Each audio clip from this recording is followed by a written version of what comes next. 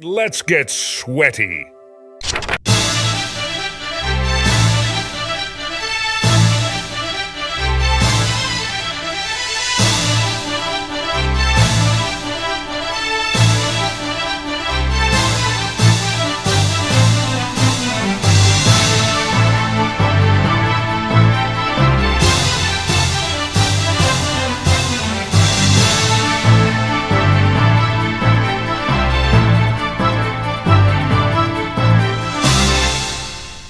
Hey guys, welcome to the Shenmue Dojo show end of year special. This is where James and I are going to review the Shenmue year for 2024.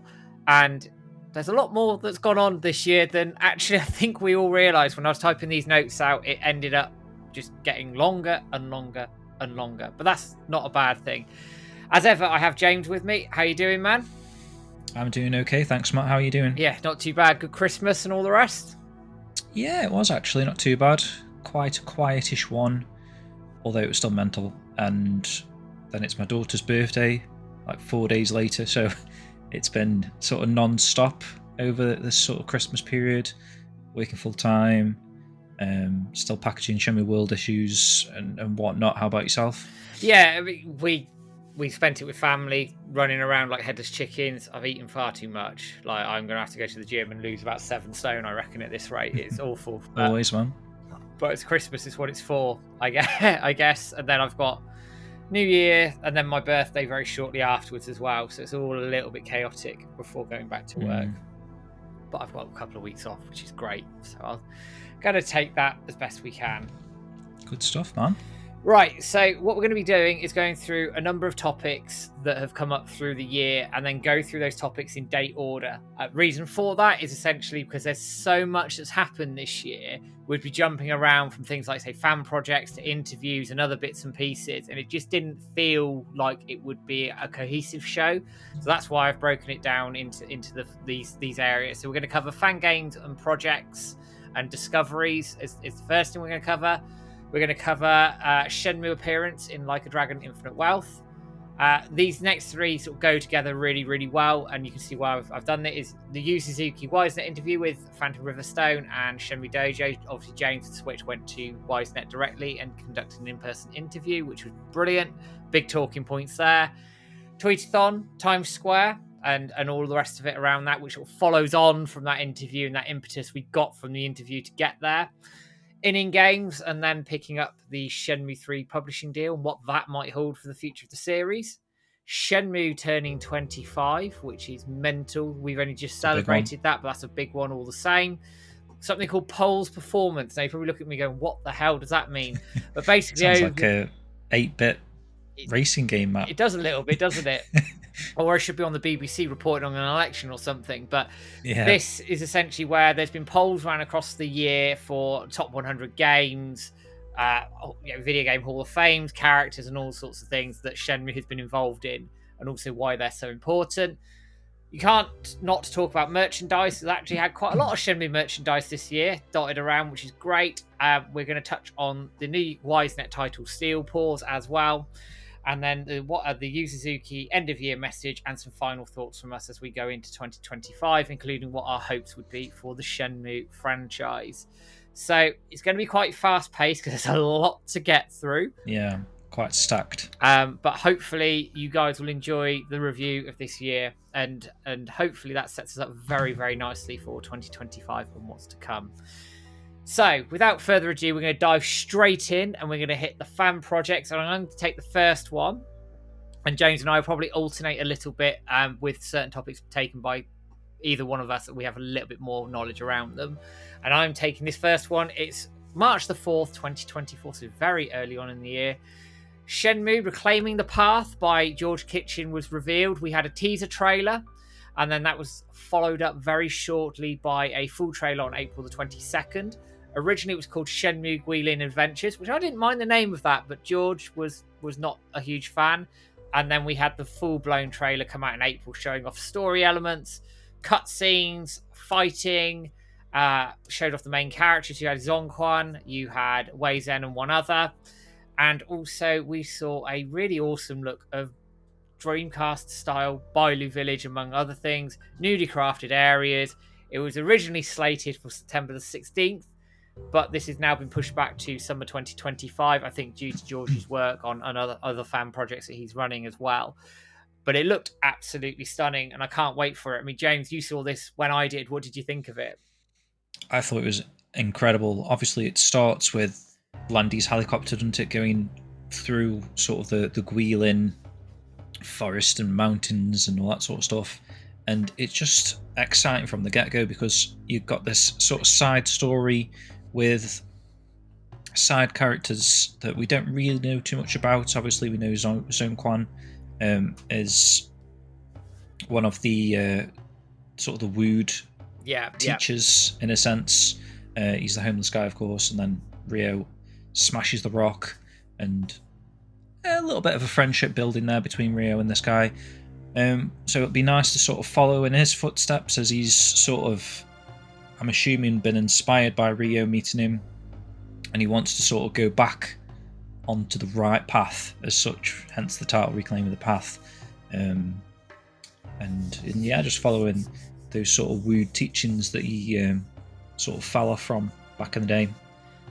But it looks great. It looks, if you're a fan of the Guilin of Shenmue 2, you're in for a right treat here, because not only does it combine a little bit of Hong Kong and from some of the stuff that we've seen, but the main focus is on Guilin, and I'm super excited for it because it looks like it's a more serious tone of story that we're going to be getting. And yeah, I'm just really looking forward to experiencing a fresh Shenmue 2 Guilin game, I guess, because it's going to end up being a full-fledged game. Yeah, at the end of it. And it's a massively ambitious project, and I know George is very much recognizing that. But when you think it's going to be expanding over, I think he said something like 15 to 20 hours worth of game, mini games, new areas, new story.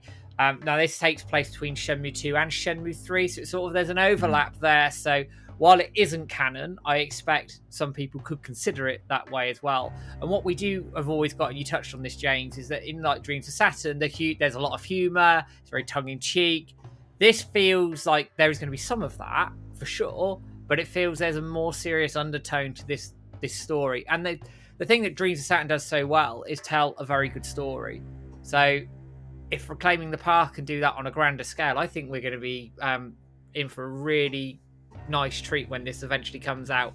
George hasn't set a date. He's sort of penciled in summer 2025, but the old adage goes, delay it if you need to, because if you don't, that game could always end up suffering. You'd rather release it right than not at all. So, well, judging from what he was saying, he wants to actually put the time and effort into this game. He wants to use Dreams of Saturn as sort of the building block to make sure Reclaiming the Path is as close to perfect as possible for a fan game.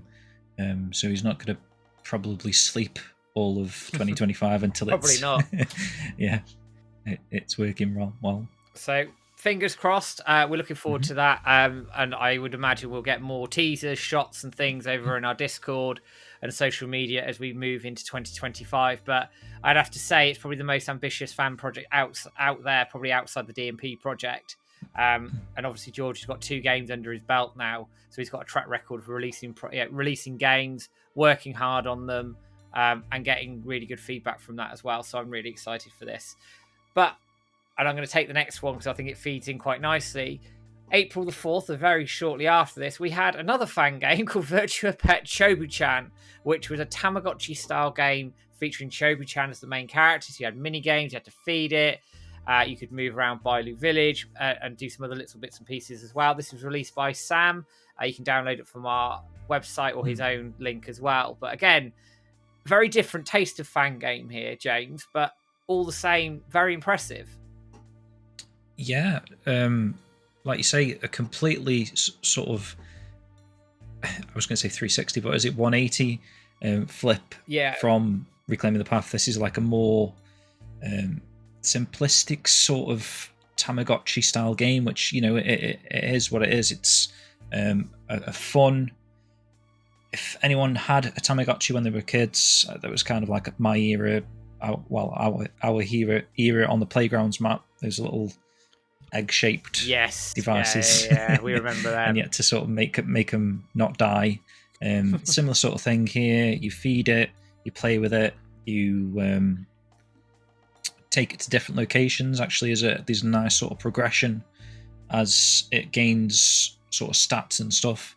You can then buy things from the shop and then ultimately move on to the next city. And there's some nice choice of cities. There's Bailey Village, there's Niawu, off the top of my head.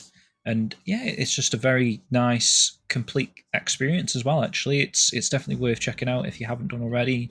Like a small game that you can just sort of sit down and play and have a lot of fun with over like 2 or 3 hour period. Matt, probably a couple of hour period. But do you know what? That's great, and it's solid. Yeah. It runs really well. There's no issues with it, bug wise or anything. It's a very solid fan project. By a first timer, I think it's the first game they've released, certainly within the community as well. But equally well received. Very different in scope to Reclaiming the Path or Dreams of Saturn, but I think equally as important as well. Yeah. That we need as many fan games and projects out there as we can, because it gets community engaged, it gets people talking, gets media coverage as well. I mean, like Dreams of Saturn, Reclaiming the Path, this ended up in some game media as well. So again, it just keeps that Shenmue name alive a little bit as well. But we're going to move away from a couple of the fan projects a little bit now, James, and I'm going to put you on the spot because we're going to be talking about Shenmue World Issue 3. The Kickstarter was announced on July the 29th and was successful once more. Talk us through it. Right, well, that's crazy actually. So 6 months ago, obviously, I must have announced Shenmue World Issue 3. Kickstarter was... When did it actually launch, the Kickstarter, Matt? Do you know? Was July the 29th. So it was then that it launched. Bloody hell. So 6 months later, I guess. And yeah, here we are. So this is the magazine pack. These have probably already arrived on your doorstep if you picked one of these up at the time. But yeah, just amazing being able to work with so many different fans of the series. Some really passionate Shenmue fans, and it sort of shows you the wealth of talent out there. We've got articles written by, key individuals. There's an interview with Liesl Wilkinson in there. Adam Dorey has written an article, which is awesome. Lewis Cox from Dreamcast Junkyard has written an article. Oliver Jiao, nice popular figure, has written an article. There's fan art. There's guides. There's the dojo history. There's the completion of Yu Suzuki's China research trip from Phantom Riverstone in there. And just, I don't know, it's just all wrapped up nicely with poster, CD, acrylic figures, bookmarks, prints, signed print from Liesl. So yeah, I'm really chuffed to bits with how it's come out actually. And Matt, what are your opinions on it? Because obviously we did that unboxing in person around yours actually. You've read my mind in that actually. As I was about to say, I've had the privilege of unboxing it while you were with me on December the 4th. And I have to say, I think every issue's got better and better and better. And I think we were talking about this, I think earlier today or yesterday, that you naturally get better at these things. The more practice you have, the more familiar you get with the software, etc. You can see that in terms from issue 1 to issue 2 to issue 3. And I think that's a really cool natural progression. You look at the design of the interviews, for example. You looked at the Eric Kelso interview on stream the other week, or the other day rather, to Liesl's one, and it's not to say it's night and day, because that's probably underselling how good Eric's was, but I think the improvement to Liesl's, again, it just shows how much more comfortable you've got with the software. But take that out of it. But it doesn't get any better. But take that away for a minute. In terms of everything you are getting, and I think people are still going to get these through the post now, especially the ones that are abroad. America, yeah. You're getting a magazine that is packed to the rafters full of content. You've got a million extras in terms of the signed prints, the art cards, the little Shenmue 4 2.5D standees, which are fantastic. I love it. The Shenmue 4 2.5D like shiny gloss card again looks fantastic. The quality of this product is insane. It is absolutely insane. It should be, if Sega had any sense, something they should officially license and do, like a limited run. Like you did, 500-600 of these from the Kickstarter from memory. So it is very, very, very limited. But what it sings for me here is the quality of this thing. You are going to struggle to find in any community a fan-made product as good as that, in my opinion. And appreciate that. So it's a lot of sleepless nights putting in the hours to make sure that it's of, we've literally maximized the budget, and hopefully it shows. I think it does, and I think anyone and everybody who backed that Kickstarter will be very happy with what they're receiving in the post. Hopefully already got it, or the ones that are getting it over the next few weeks. Absolutely stunning piece of work. You deserve a rest. I think it might be about 100 years before you do issue 4, but I think never so, mind. Mate, yeah. at least 2. At least, yeah, we deserve the rest, because I mean, how long did it take you to do this one? About a year? I think it has been a year in total, yeah. I mean, I started it maybe 18 months ago, but I really put a lot of focus into it, within the 6 months prior to the Kickstarter, I'd say. And what I think gets lost behind the scenes is actually not just the effort to the physical effort to do it, but also that you have to be having that desire to do it, because something that's that big a project and runs for so long, it can become tiresome, it can become challenging at times, especially when we've got videos coming out, streams, you've got your own personal life as well. To balance all of that, to then get to this product at the end of it, I think is testament A, to the commitment you've shown to it, but B, also that balance you've managed to strike somewhere. I don't know how you've done it to ensure this thing comes out. What I'm sort of saying to people is just hang fire on issue 4. I'm sure it will come, but please don't be hounding James. He needs a rest. No, it definitely does get very tiresome, and you feel a bit of the burnout. Not so much actually in the design, because I was enjoying designing the magazine. It's like everything else that's goes with that, like the printing, having to email companies and speak to people on a daily basis, making sure like everything's delivered correctly in, as a perfectionist, like the best condition.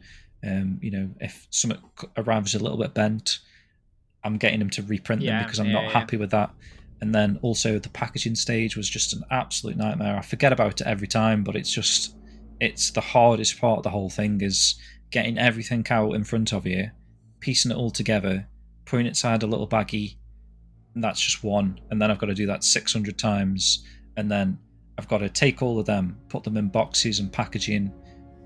Then I've got to go get the backer names and addresses and stuff from these spreadsheets, work it out so I'm not confused about what's going on. I've got to feed that, print all the labels out, process all the labels, and go take it to the post office, which is quite lucky at the moment because I actually work at Royal Mail. So I literally taking them to work, scanning them in myself.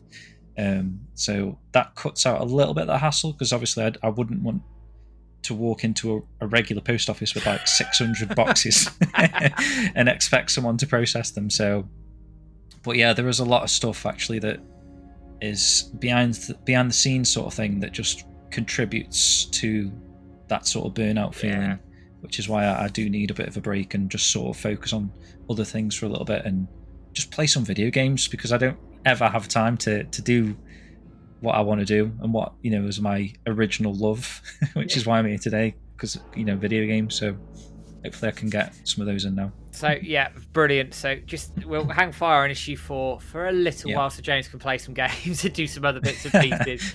That sounds funny, but yeah. But yeah, no, very, very fair. I just want to play a game. Yeah, please let me play a game. We then move on. Now we're coming to October the 4th, 2024. We've got 2 bits here. I'm going to take the first one. So Richard Payne, who has been modding around with Shenmue 1 for a long time, is an absolute expert when it comes to the fighting engine of Shenmue 1. Has held world records in terms of 70-man battle, and put together a plethora of content that he's also put on the dojo for us. And we thank Richard for that as well, because that's another arm of content that people get from us, which is fantastic. But what he's done is released a mod for Shenmue 1 where you can now play the 70-man battle as Guizhang. And that's with his full move set. He's had to mess around with some of the code and the moves a little bit to get it to work properly. But it's a downloadable GDI that you can download. It will run on original Dreamcast hardware if you've got yourself a GDMU or you want to burn it to a disc. And it can run on emulator as well. I tried this out on stream on October the 4th. It wasn't very good. I probably didn't show off in the best possible light, but it's a fantastic mod all the same. And again, I think testament to the hard work that goes into the Shenmue community, and particularly the modding scene at the moment. It's a very different mod, one that I didn't know I needed until I saw it, but a brilliant mod all the same. True. Yeah, it's just something a bit different, isn't it? A bit of fun. Obviously, we've all played Shenmue 1 to death at this point, and the 70-man battle is one of the highlights of the original game. So, being able to play it with a completely different character, a completely different moveset, feels a bit alien at first, right? But yeah, definitely. Yeah, a lot of fun to play as Guizhang, definitely. Yeah, brilliant mod. Check that out. The links will be in the YouTube description below for you, and also you can get it through our website as well if you want to do that as well. On the same day, though. Same day, I was going to say, yeah, because I do remember this Tweetathon day, actually. We were just scrolling through the feed, and then this popped up, this from Brian Park, who does the Shenmue 1 and 2 differences, and he's got the Shenmue Park account, which sort of shows off unique things, not just Shenmue 2 differences. This is a Shenmue 2 thing, but this is something really, really cool. So he actually discovered within the GameJam Beta of Shenmue 2, he must have gone through like loads of different scenes in the debug menu, just hoping to stumble across something. And luckily he did. He stumbled across this brand new cutscene that we'd never seen before that sort of ties back to the Meow Village that we all read and learnt about not too long ago. And it's just a really cool cutscene with Zhang in Jamin's Park. I forget what it's called off the top of my head. Lotus Park, sorry, yeah. And obviously the sort of the loan sharks approach Ryo, kind of not kidnap Zhang, but interfering with Zhang, aren't they? Yeah. And then Ryo comes over, and it's just a really cool little scene that just took us all by surprise. No one even knew this existed. There's like some unique choreography with Ryo kicking a knife into a tree that looks really cool. Brilliant. Yeah, really cool. And then there's like alternative takes as well. So if you lose the fight or if you lose the QTE, there's a slight variation in like the scenes that follow. So yeah, really cool. And how it ties into the Meow Village stuff is really cool because it also highlights one of the 4 wood that Ryo learns from the barber. Because one of the thugs actually holds a knife up against Ryo's throat, which is like very reminiscent of the barbershop scene. And Ryo's still essentially in TV because he's learned that wood. But yeah, that ties into the Meow Village stuff. Because I think they're asking about a second ruling shoe or something. It sounds right, doesn't it? Yeah. Yeah, can't quite think off the top of my head, but there's something like that anyway. But yeah, really cool cutscene, Matt. Which actually showed this off on the same stream. Actually, we were playing the Guizhang mod. Yeah, it was on the same stream. So you messaged me prior to us going on stream. You got to put this on stream. Got to show this off. And I made the point of not actually watching it prior to the stream, so I went in completely blind. The only thing I did was just set up the sound to make sure it worked. But I went in completely blind. I was absolutely blown away by this discovery. It then leaves to what the hell else is in that build that we don't know about? And is Brian still sat there going through scene 1, 2, AA001, whatever, and just work? Because that's how he did it. He literally sat there and went through all of them and then stumbled across this, which is the amount of hours it's taken to then do that, then obviously document it and get it all on video. Again, the work there is insane. But also, I put this on sort of a threshold of like almost like not quite the Saturn build level, but in terms of a discovery, it is right up there with like a major discovery within the Shenmue franchise games, whatever you want to call it. It's huge to see this sort of cutscene. It is huge. We're 20 years on and we're still seeing content from this game that was cut. So what else is in there? I mean, and the cutscene was brilliant. It's really, really cool. I can understand why they cut it, but it's, again, I think it's just awesome. It is awesome, and obviously with it tying into the Meow Village stuff, it just shows how close we are to being able to experience what was planned there. That would be insane. Do you know what I mean? Because all these things sort of tied together to that village where Ryo's supposed to get on a bicycle, sort of travel a little bit of a distance through South main quarter to this sort of rural village, almost like Bailu Village-esque in a sense, which is why we were originally confused that these were like Shenmue 3 screenshots back in the day, because this village is actually, it wasn't Bailu, it was Meow Village. It was like a different village, but it had that sort of look and feel, and it just shows that we might not have that content on the GameJam Beta, but there's still little traces of it, and it's really exciting that perhaps one day we might actually find a build prior to this that just has the whole thing on there. Oh man! Because from the way that the devs have spoken about that, they were quite sad actually to cut that from the game. It seemed like that they'd worked quite a lot on that, and they were quite fond of that village and whatnot. So hopefully one day we can actually get to experience that. But this was a little bit of a taster of that sort of experience, which is cool. And I think if we get Meow Village, then that is on like a Sega Saturn build level, I think. And we are inching ever closer to that. And prior in the Game Jam build, Landisi went through the text, didn't he, and worked out actually what was happening in Meow Village around the Wallin Shoe and everything else there. Obviously, that's all on the forums. You want to go and check that out as well. So we have inched ever so slightly closer to that. But again, Brian there has discovered absolute gold for me. Brilliant discovery, and hopefully there's more in there. I just hope he's not sat in a darkened room going through them all individually on it, because that's just mad. But I hope he is, because hopefully we'll find something else. Well, it makes it all worth it, doesn't it, when you spend all those hours and you find something like that.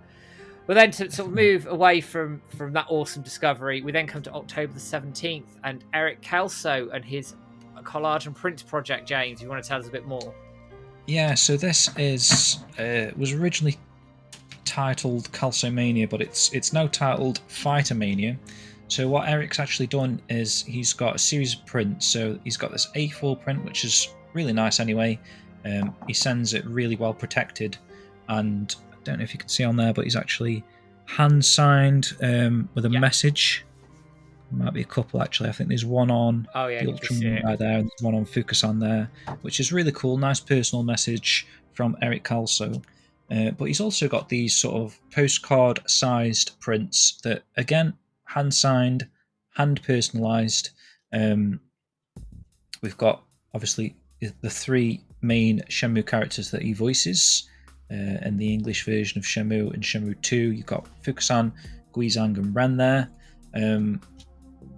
I think they've come out really nice. They're a nice size. In these little plastic things, they feel really nice to hold and look at.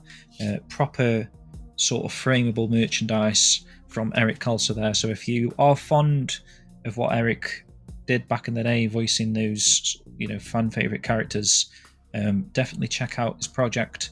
I believe he did a Black Friday price. He did, where he reduced a lot of them, and then from checking out his page and stuff, it seems like that's a permanent price now. I think because of the success of the Black Friday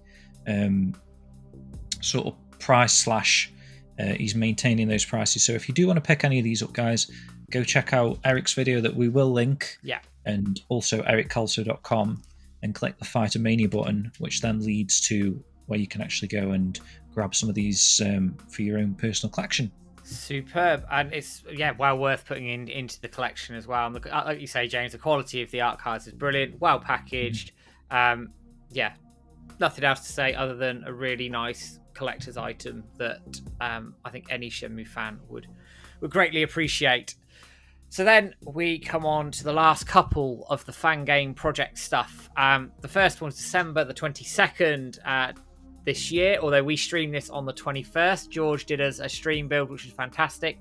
Dreams of Saturn 2.0 was released to what I call great fanfare, showing off the harbour, more mini-games, and a continuation of the story to hunt down Ryo's Sega Saturn, which has all these mystical powers that include launch codes to a missile, can apparently end time. I don't know, all of these things together, but George has expanded this game massively from the original concept, which was released obviously in December 2023. massive load of improvements along the way, including a first-person mode, which not first-person, third-person mode for the first time, which taken from the Reclaiming the Path build that he's done. He's implemented some of that as well.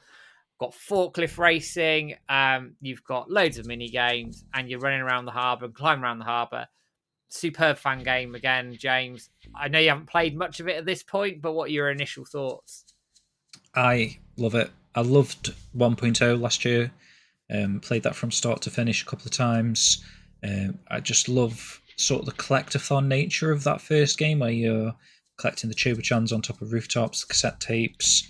You're hunting down the Santa Chans across town. A lot of fun hiding spots for the Santa Chans that sort of make great use of the interiors of a lot of the shops. He's actually added interiors for places that you couldn't even enter in Shenmue, so it's nice to finally be able to see some of those. There's just a nice atmosphere to it. Obviously, it's a Christmas game, so you've got the sort of the snow look and feel, and just walking through Debuita with George's music and Richard Cartledge, Joe Kitchen. They've all contributed music to the game that works really, really well in there. And then that moves into 2.0, which at this point he's actually even increased that to like 2.3 is probably the build that's released now. Yeah. As you're listening to the show, he's keeps expanding and fixing bugs, obviously, and just adding forklift tracks and stuff like that. So I'm really excited to get to the 2.0 portion, because what I decided to do was actually just restart from the first game again and just do the whole experience as like one big game, which when you're doing it like that, it actually is quite a meaty game, like 15 to 20 hours, I believe, for the whole combined experience, if you take your time. Because I think he was telling us that he managed to complete 2.0 in like 7 hours or something, right? He said it was a 7-hour game, but I think people like me that like to take the time more, explore, chat to NPCs, try and find all these collectibles and stuff, it might actually go beyond that. So yeah, it's quite a meaty game considering it's just a free download. You can download it right now if you go to the media section on the dojo, scroll down to the fan games, click Dreams of Saturn, and it's just self-explanatory, one click button there to download and play. He's also got a Mac build, so if you are on a Mac this year, you can actually play both Dreams of Saturn 1.0 and 2.0. Like I say, it's a combined experience now, so you start the game, it'll start from it gives you 3 options. You can start from the start, or you can start later if you want to, but if you're a Mac user, you've never played the game, I would recommend just starting from the start, and just experiencing the full experience, to use the same word twice. Yeah, absolutely. And I think Mac users, as you say, have been waiting for this for quite a while, and I will give a shout out to Saf Harrod as well, who's worked with George to get the Mac version out there. I know there's been a few who have been beating George's door down waiting for the Mac version, haven't they? But again, it's been released, a great fanfare. Lots of big streamers have picked this up and played it as well. We had the privilege of streaming it on the 21st of December. I'm going to stream more of it through the year as well. I might consider doing like a complete playthrough on stream or something like that. We'll see how we end up. But again, superb project all the way through, George. All the credit in the world for that. And I can't wait to see what comes next from that. And then we move on to the final project of the year. December the 24th, Shenmue Quiz by Nisan was released. It runs on native Sega Saturn via Saroo. I love that Saroo thing. It's just a side point. Brilliant. Or emulator. It's basically a fun-filled Shenmue Quiz that is available right now to download. All the links will be in the YouTube description. It uses the anime assets, and it's going to test your Shenmue general knowledge. Has a little shop in there as well. Little bits and pieces where you can buy artwork and fill your artwork cards in there as well.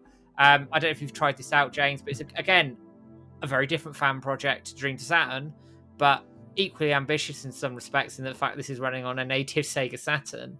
Yeah, that is really cool. We've also had that other small demo of the arcade that was like running on the Saturn. So it's neat actually that they're sort of taking the sort of Shenmue roots that Shenmue started on the Sega Saturn and bringing these, we got a fan game now on the Sega Saturn, Shenmue Quiz, which if anyone listens to the Shenmue Dojo show, we love a good quiz. So I haven't actually tried this one out yet, but it's one that I'm definitely going to try and get actually on my actual hardware. I think that would be so cool to actually boot up a game on a Sega Saturn with a Sega Saturn pad in my hand, and it's a Shenmue Quiz. I think that's really cool. So I love the fan community for constantly surprising us, with these projects and these fan games and whatnot. It's really cool. Yeah, it's absolutely mad. And actually, to pick up the point you made about the URK, this was released on November 25th. So it's my fault it's not in the notes because I made these earlier, but we're going to talk about it now because we've mentioned it. Frogbull, who's very well known in the Saturn community for taking games that weren't on the Saturn and making them work on the Sega Saturn. So he's done Crash Bandicoot and Metal Gear Solid 1, 2 that really, really stand out. And what he's gone and done is taken Shenmue, I don't know how he's done this, some magic, whatever he's done, and it's got the U Arcade running on a Sega Saturn with the whole Sega Saturn aesthetic, graphics, the lot. It looks fantastic. You can play some of the mini games there. So you've got QTE Title does work. So the button prompts come up. You don't have the motion for punching, but I really don't care about that. And you also have the Master System versions of Space Harrier and Hang On as well. And I believe, I don't know, but I believe a demo was being touted at some point to come out. So if that demo does come out, I'm looking forward to trying that out and we'll probably stream it as well. But any thoughts on that one, James, as well, before we move on? It's just really cool to see people being able to sort of take Shenmue and, what's the word, like, simplify it to run on a Saturn, which, I don't know if that sounds easy or hard, but I just think it's a crazy concept that it's actually running on native hardware, like you say, and it's the U Arcade. And it's got that sort of Shenmue look and feel, actually, from like the Saturn days, the Shenmue Saturn. Definitely. It's very like the texture qualities are low, which I like. I think it's a unique art style in a sense, whether or not it's on purpose so that it can run, or it is literally like trying to make it look like how Shenmue would look on the Saturn. But it's very like got that sort of rough around the edges look and feel to it. Which I quite like, and I just think Frogbull's done an incredible job to get a portion of Shenmue running on the Saturn. Obviously, that would be the holy grail, the Shenmue Saturn version. Absolutely. That is like what we all want to experience. So again, just another fan of the series, giving us that little tease of what could be in the future, I guess. Yeah, absolutely. So keep an eye out for how that project continues, because I think that's going to be a good one. So yeah, keep an eye out on our channels and we'll see where we end up with that one. So we move away from fan projects now, and we're talking in modern gaming terms now. So everybody who is everybody would have played Like a Dragon, Infinite Wealth, and Shenmue randomly makes an appearance in this game. So 29th of January, this was posted out on the internet. We put the main site post up on the 3rd of February. Shenmue makes an appearance in Infinite Wealth as a podcast episode.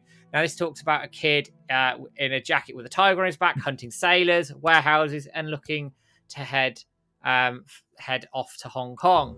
It's the first mention of a Shenmue game Shenmue in a Sega game for absolutely years. But before we talk about it, let's listen to the clip itself. It's only a few minutes, but I think this probably does it far more justice than I will. Meantime, hit us with the good stuff, Mike.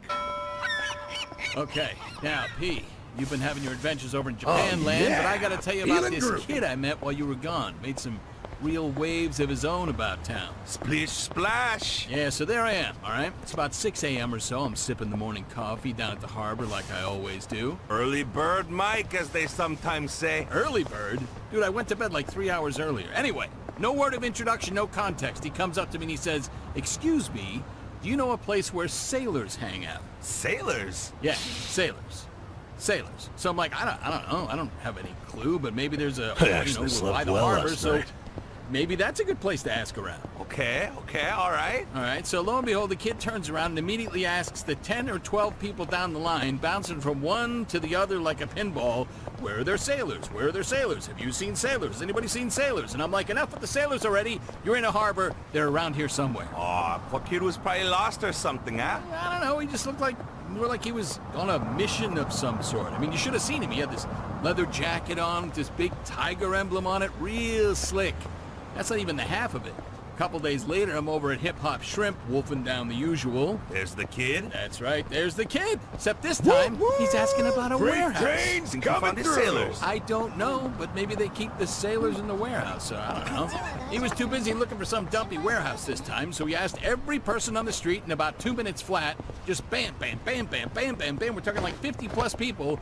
Where is the warehouse? Well, sounds like the kid gets around. I know, and that's not even the worst part. You know that alley behind my house? Get out of here. So I'm back grilling one night a couple days later, and there he is. Oh, Tiger Jacket strikes again. Yeah, there I am, steaks about the sizzle, picturesque Hawaiian sunset, most beautiful pale blue and orange skyline you ever saw. I've got some drink more in fight in hand me. and getting ready to hoist it, and then whoosh, this kid comes galloping up the street, full sprint with the most heroic stride this side of the red, white, and blue. Ooh, it's like he's on a paper route. He's hitting every single one of my neighbors up with questions about how he can hitch a boat ride out east, and where can he get a boat ride out east. And the next thing I see, he's beelining straight for me again. Oh, sounds like he got a lot of time on his hands. It sure does. You know we got airplanes out here? I would imagine so, but maybe he doesn't, because frankly, at this point, I was so scared I dove into my pool to hide. Aloha shirt, slippers, and all. Oh, you crazy, Mike. Look, it was fight or flight. This kid was a force of nature. Scared the living you-know-what out of me. Way too intense for this old Burbank original, you know what I'm saying? Yeah, sounds like it, cuz. Oh, hope he made it back to the mainland. Yeah, let's hope, because, kid, if you're listening, best of luck from me and Big P. Hope you find what you're looking for, and stay away from my house! Yeah, stay away from Mike. So there we have the clip itself. James, when you heard this, apart from laughing out loud, because it is very tongue-in-cheek, what did you think about it? I think it's a really neat way of adding a little bit of an Easter egg in there. I know, obviously, some of the devs that work on the Like a Dragon series used to work on Shenmue 1 and 2 back in the day. Yeah. So, despite what we may think about Sega, some people are still fond of the series and sort of the heritage that's involved there. So I do like seeing these little Easter eggs, and it's not like it's an offensive Easter egg, you know, like you say, it's tongue-in-cheek, but it's done in a good way. It's if you know kind of thing, and it's how they come across it. And if you don't know, it still sort of works. It's just a conversation that two people are having in this podcast, which again is sort of poking fun at like sort of the modern day era of. There is a lot of podcasts these days. There's, you know, like your Joe Rogan that get like guests on and just discuss various things and topics like that. There's a lot of those type of podcasts. Like if you scroll through your TikTok feed, there's like a lot of like TikTok videos where it's like two people that you've never even seen in your life discussing something in a podcast format. So obviously there's that sort of time period-esque joke to it, and the fact that it introduces Ryo, talks about Ryo a little bit, tongue-in-cheek, is a really nice Sega reference, Shenmue reference. And I suppose what we were sort of talking about at the time, and what a lot of people were talking about, is could RGG potentially be involved with the Shenmue game? Obviously, this little tongue-in-cheek Easter egg is not like evidence of them working on a Shenmue game, but it just sort of stirs the imagination a little bit. Like, what if this company were involved and we were getting like a Dragon-esque quality Shenmue games moving forward? I mean, they do take on quite a lot of projects when you think about it, RGG, because they've got the Super Monkey Ball project. Yeah, they're working on those sort of games now. Virtua Fighter. Yeah, that's, you know, we played the RGG version of a couple of years ago, the Virtua Fighter 5 Final Showdown, Ultimate Showdown, whatever. But then the new ones that they've just announced, like this Virtua Fighter 6, that is very much their project as well. So, you know, there's a possibility, I suppose, for the future of the Shenmue series. I don't know. That wasn't probably a talking point as such for this point, Matt, but it might be worth a mention, right? I think it's absolutely worth a mention. It's always going to be the natural thought when you see RGG and Sega recognising Shenmue. Obviously, like you say, it's tongue-in-cheek and it's fun. But the fact they're tipping the hat to Shenmue is one thing, and it does stoke the whole, if RGG did a Shenmue game, could they do one?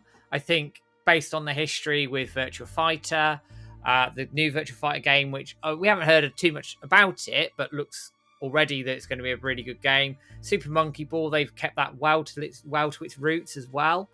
And also, when you think about RGG and the amount of projects they've got that Project Sentry, which was announced at the Game Awards as well, which looks absolutely stunning. It looks really good. If you can imagine Shenmue in that sort of feel, I know there's like blood and guts with knives being and all the rest of it, but you could see that hustle and bustle and everything. I just think it would work really, really well. And also in the interviews that they've had fairly recently talking about Virtua Fighter, they've mentioned Shenmue quite a lot. They've mentioned the links between Shenmue and Like a Dragon, how they are different games, but Like a Dragon borrows from Shenmue. Now, would Sega have given the okay for that to be mentioned publicly if they weren't happy with Shenmue being mentioned? I know they do weird things, and the 25th, which we'll talk about in a little bit, and them not really doing anything for it is a weird thing. But then, in the other hand, they've got internal development teams talking about Shenmue repeatedly. So, I don't know. There's a little seed there, perhaps. It's probably a seed that's never going to grow, but you never know. And I'd be happy for RGG to do it, especially if Yu Suzuki was involved in sort of an executive director-producer role, so he could oversee it, the story direction, and all the rest of it. I think they could be onto a winner, potentially, but we'll just see where it ends up. Yeah. Well, there was that Virtua Fighter Direct as well that just followed, and Yu Suzuki was obviously in that, discussing the new Virtua Fighter and saying like how he sort of gets like a bit of a Shenmue vibe from it. And your point on like Project Sentry, imagine Shenmue's world in that sort of graphical style and format, because RGG do a really good job of time period. That obviously this is like almost like a mafia version of Japan at the time, like I want to say like Edo period, but it probably isn't Edo period, I'm not sure. But then obviously they did do like Ishin, that was Edo period, like very much a samurai-esque sort of thing. Obviously in Yakuza 0 they go back to the 80s or whatever, so they're very good at creating a world in different time periods. And obviously Shenmue taking part in the late 80s, I think they could do it justice, really. You know, when you go to a city, it'll have that look and feel of late 80s, early 90s sort of vibes. I think they're very good at tailor making the graphics to look like the periods that they're trying to represent. I think they could do a really good job. And you look at the cutscene quality that they do, the storytelling quality, and everything else around it. Bearing in mind, obviously, Like a Dragon is also the Infinite Wealth was a turn-based game. You could also go back to sort of the Like a Dragon Gaiden. I imagine you could, Like a Dragon Pirate's going to have sort of a more free-based battle system, for want of a better expression. So all the building blocks are there that if they wanted to do it and could find the right way to do it, it could happen. But I think I'm going to park that point because I think we'll go down a rabbit hole that we may not come back out of just yet, but it's definitely a discussion point. But it does lead us in actually to a little bit about the future of the series, but more importantly, the interview that yourself and Switch did over at YSNET, which was published on May the 10th. It was conducted in April 2024, where yourself and Switch went to YSNET to conduct an in-person interview, really in-depth interview with Yu Suzuki at YSNET, covering a plethora of topics from Shenmue's history, Shenmue 3, Shenmue 4, etc. Talk us through it, James, including a little bit about the day as well. Yeah, well, the day was one of my, like the best day of my life. Just after my wedding, of course. But just an incredible experience, obviously, actually going to YSNET, seeing, being in the same room as Yu Suzuki and just chatting Shenmue, which I'm very appreciative that they were so inviting, and also to want to do an hour-long Shenmue-focused interview, because I'm not sure if there's been too many interviews like that where we've just dove into one topic, which is Shenmue, which is his bread and butter really at this point. So it was really cool to ask loads of variety of different questions. We went through like all the different topics. We chose like pre-Shenmue, Shenmue 1 and 2, the Shenmue 3 portion. Actually, I'm quite pleased of, because ever since Shenmue 3 was released in 2019, there was a lot of interviews prior, but I don't feel like there was many interviews after talking about the game. So actually talking about some of the story beats and points and getting his perspective on those, learning a little bit more about some of the character structure. I remember he drew the format of the leaders in front of us, which was really cool, and then even teased an extra leader, which, you know, was fresh news at the time. So that was really cool. He brought out the original Shenmue scripts. We got a chance to hold them, sort of flick through them a little bit. Obviously, we can't read Japanese. Switch can actually, but we didn't actually sit there reading the thing from start to finish, but just, you know, just in the moment, just holding it and having some nice photographs there. But, you know, it's just a day that I will never ever forget. And they were kind enough to take us out for lunch as well after, which, you know, he doesn't have to do those sort of things, but it's just such a great bloke. And it, you know, when I hear anyone ever bad mouthing Yu Suzuki, it sort of gets on me nerves a little bit, because he's such a nice bloke. Like, if anyone's ever met him in person signing stuff, I remember back when in Monaco map when we were queuing up in line to get things signed by Yu Suzuki, and we were told that, you know, you can only get one item signed. And then he got to Yu Suzuki and he's like, no, you know, I want to sign more stuff for these people. You know, he's got the time for his fans, is basically what I'm trying to say there. And it was just an experience that I'll never ever forget. And hopefully the interview and some of the answers we got were worthy of, you know, this event happening. And I guess from the response we had at the time with the interview, it was, you know, it did quite well, and obviously sort of rallied the troops almost, because it was this interview where we learned that for Shenmue 4 to be made, they're looking for a partner. Yeah. So we sort of took that as, right, we're going to have to get people now to shout from the rooftops that, you know, is there a partner? Yeah. Does anyone want to be involved? So if you want to talk a little bit about that, Matt, because that sort of spurred on the recent trending with the tweetathons and whatnot, right? It did, and it sort of naturally leads us on to that topic of the tweetathon, and also Times Square and everything else that's happened over the last year. And a note before I go into it is actually, and I say this every time, but the Shenmue community has rallied around this like anything. They don't have to, but what they've done, they've rallied behind this whole movement. And what it has done has created a sense of togetherness in the community again, which I think had been missing for a number of years. I think slowly it's been coming back, but this has given us that focus that we needed. But also for everybody who's participating in this month on month, thank you so much, because if you don't, we don't get this message out there, and we don't keep that whole Shenmue thing alive. And that probably leads into sort of what the tweetathon is. So every month, on the 4th of every month, we tweet hashtag Let's Get Shenmue 4 as much as possible across the day, and that's what we've been doing for a number of years. But what James and Switch's interview done has sort of given us a focus and almost an impetus to, we need to join this up properly, because what we were doing while we were noisy, I don't think we were centralized enough. We weren't noisy enough at one period of time to go, right, this needs to be trending month on month on month. So prior to that, we also had discussions on a stream. Now, I could be wrong in remembering this, but was it Casey or somebody mentioned it in the stream? You could hire a billboard at Times Square. It was Casey, yeah. It was $40, and you could hire this billboard and have your advert up on Times Square for 15 seconds. And you think, okay, fine. So we ran some tests prior to it to see how it looked. It looked good. And we thought, right, that is an idea we need to implement. We weren't quite sure when to do it. This interview spurred that on, in that, right, it seems like a natural progression to do that after such a big interview where we've had it confirmed that Shenmue 4 needs a partner. We've had it confirmed that we're going to go to Shozu, that he needs 2 more games, and all sorts of other things. We're like, right, this is the opportunity to hammer out and really get that started. So Times Square was working on one side of things, and I'll talk about that in a minute. But the other side of things was getting us centralized. So what we then started doing was what we call a rally call. And every month now, we rally call at 8 p.m. UK time, 9 p.m. in Europe, 3 p.m. Eastern, midday Pacific, and 4 a.m. in Japan, where we tweet the same message at the same time as everyone in the Shenmue community tweets the same message at the same time, with the same tags, everything, with the same hashtag, let's get Shenmue 4, and we get it trending. And month on month on month, it's got bigger and bigger and bigger.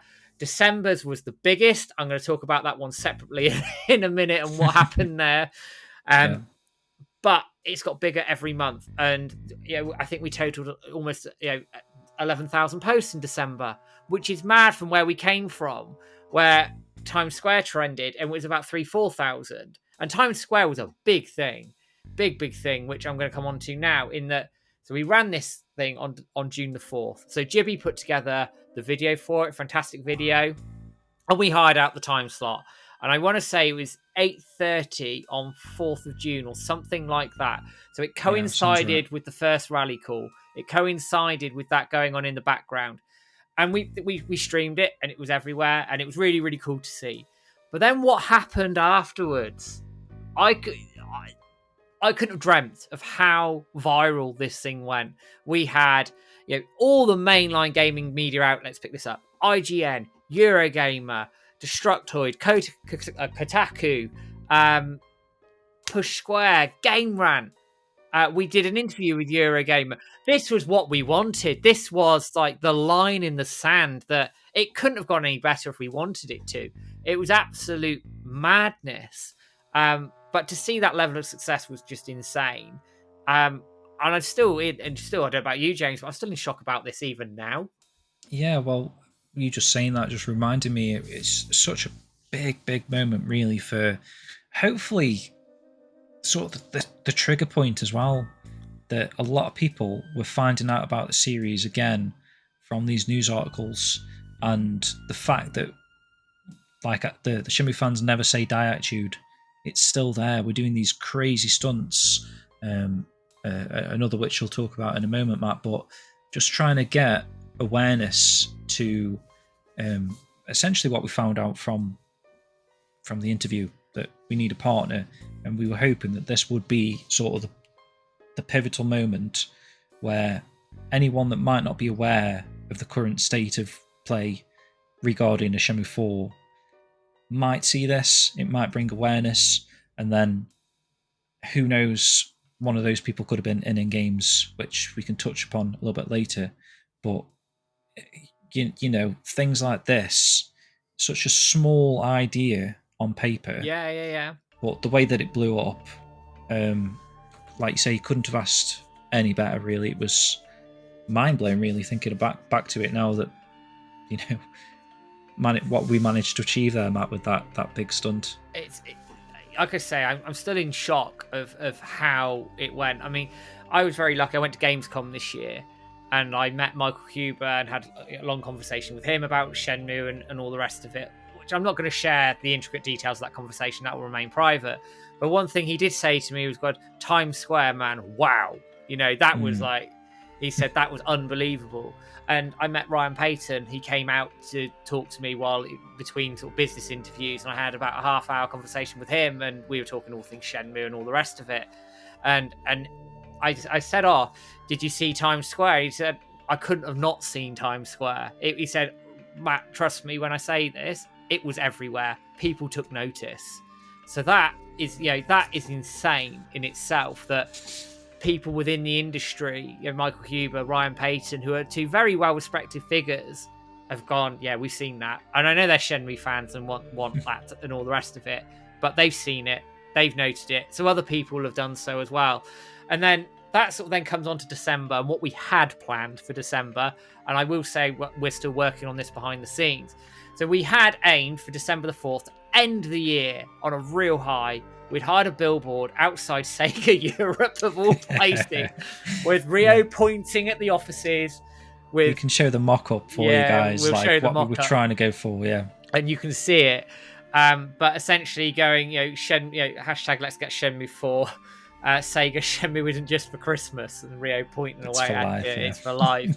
And it's a shame it didn't happen the way we wanted it to, in that we went down to see it, to get shots for the day, to have that part of the meet. We had this all coordinated into what we wanted to do. We wanted to have this image of Ryo pointing at Sega, taken by us, posted out on social media with the aim of it, getting traction and getting going again.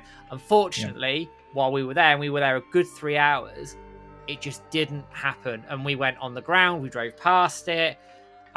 It was disappointing it didn't happen. And it still stings, I think, both of us a little bit for whatever reason it didn't happen.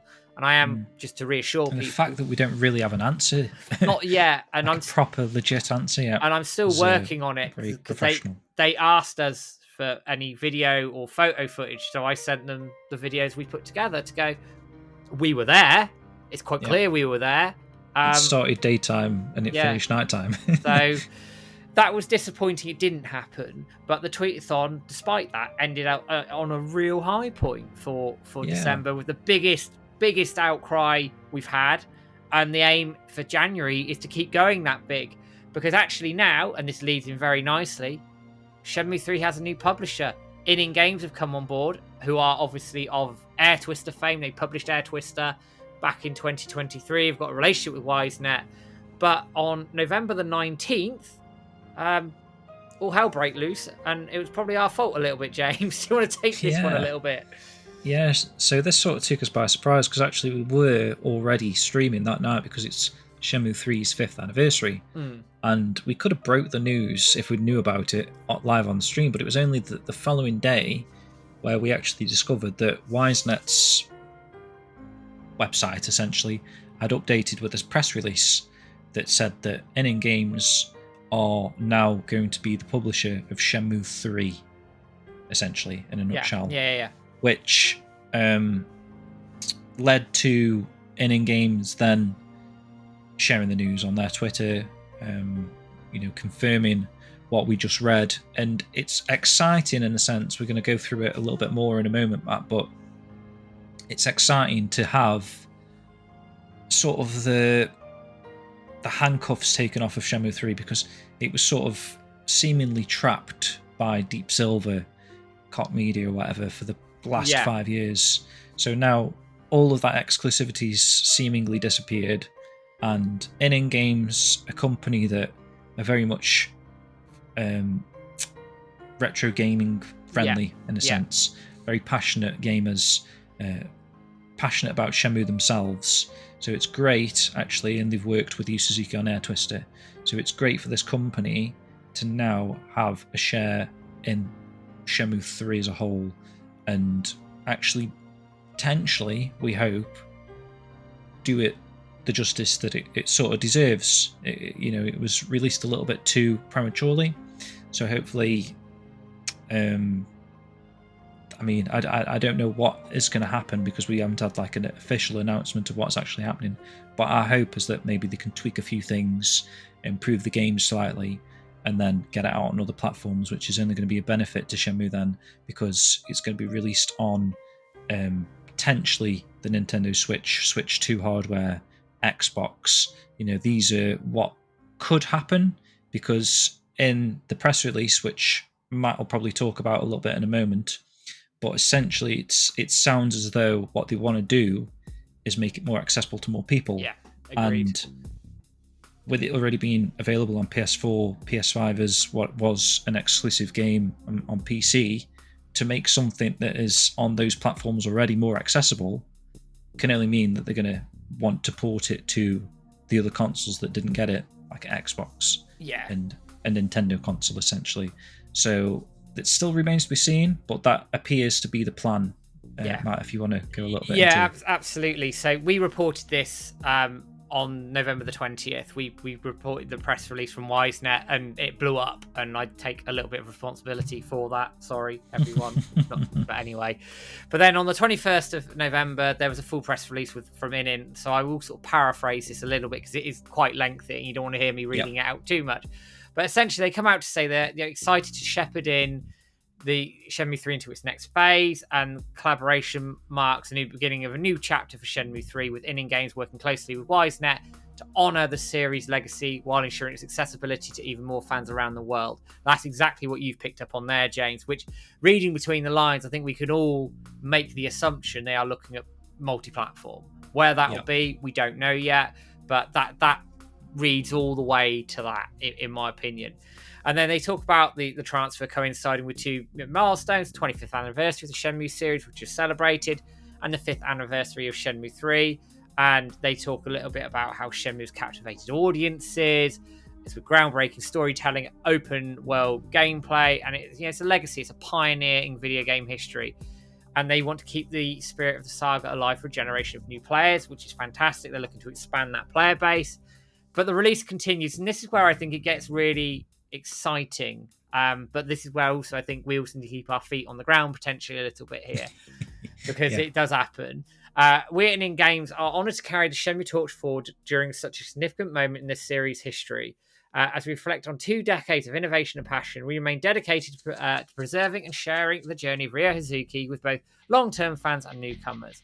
With this transfer, the story of Shenmue is far from over. That's interesting. We have exciting plans to celebrate these anniversaries, ensuring that this beloved series continues to thrive and inspire. Keep an eye out for upcoming announcements as we unveil our vision for the next phase of Shenmue's legacy. Now that could be anything. That people have gone Shenmue 4, Shenmue 5 is confirmed, this, that, and the other. Shenmue 3 definitive editions, ports. It's very, very open. But what this has done for me has got people excited, because we've talked about this privately. The tweetathons were going well, but there felt like there was a lull in Shenmue news, in major Shenmue news. And as ever with Shenmue news, you get no real heads up about it. It just bloody happens. And this is exactly what happened here, wasn't it? It just came out of left field. But what it got, the reaction from the community, absolutely brilliant. ININ Games engaged with it all the way through and are very, very keen to, I think, give Shenmue the respect it deserves. And I am excited for the next phase of Shenmue's legacy, whatever that may be. I mean, James, what are your thoughts on that? I don't think you can read this and not be excited. I think I know, like you just said there, Matt, you jumped to conclusions a little bit, but the nuances and the phrasing there, the story of Shenmue is far from over. We've exciting plans for the next phase of Shenmue's legacy. It sounds like they want to be in it for the long haul. Yeah. It's not just Shenmue 3, even though at the time being, this press release and this sort of deal is just Shenmue 3 as far as we're aware. But I'm assuming that sort of the success of these ports potentially, or whatever happens around the sort of re-release of Shenmue 3 here, with ININ Games as the publisher, could potentially have a chance for more Shenmue in the future. I don't think they would go out the way to word this press release in such a way if it was only Shenmue 3 that they were focused on. I feel like there's something else that we don't know just yet. I mean, it does say keep an eye out for upcoming announcements. Like there's an S at the end of that. So these things that they've got planned, and hopefully we'll start seeing the fruit of that, whatever it is, sometime soon. Yeah. So definitely keep an eye out for this, because this is essentially a resurgence of Shenmue, because there's been 5 years since Shenmue 3 was released. Yeah, and correct. Kind of had drips and drabs, but the anime was good, like a major milestone actually. But in terms of the game, we haven't really had anything for the past 5 years. So this is now essentially a game-based, something to get excited about. Whether or not it's just going to be a Shenmue 3 port, job done, I don't know. But it's something new anyway regarding Shenmue, which can only be a good thing, and hopefully that then does lead into the future of the series, and we can essentially get there. We can get that Shenmue 4 that we're all here, still sat here, whoever's watching me and Matt talk all this sort of stuff right now wants a Shenmue 4, right? So hopefully, fingers crossed, this deal marks the start of the future of Shenmue. I'm really excited about it, and I can't wait to see what they have got announced. And like I say, hopefully that doesn't take too long to actually make itself known. And that's the thing, isn't it? I think where we need to probably a little bit of patience here is that these things take time. Yeah. And there's all sorts that can go on within the games industry that could slow things down.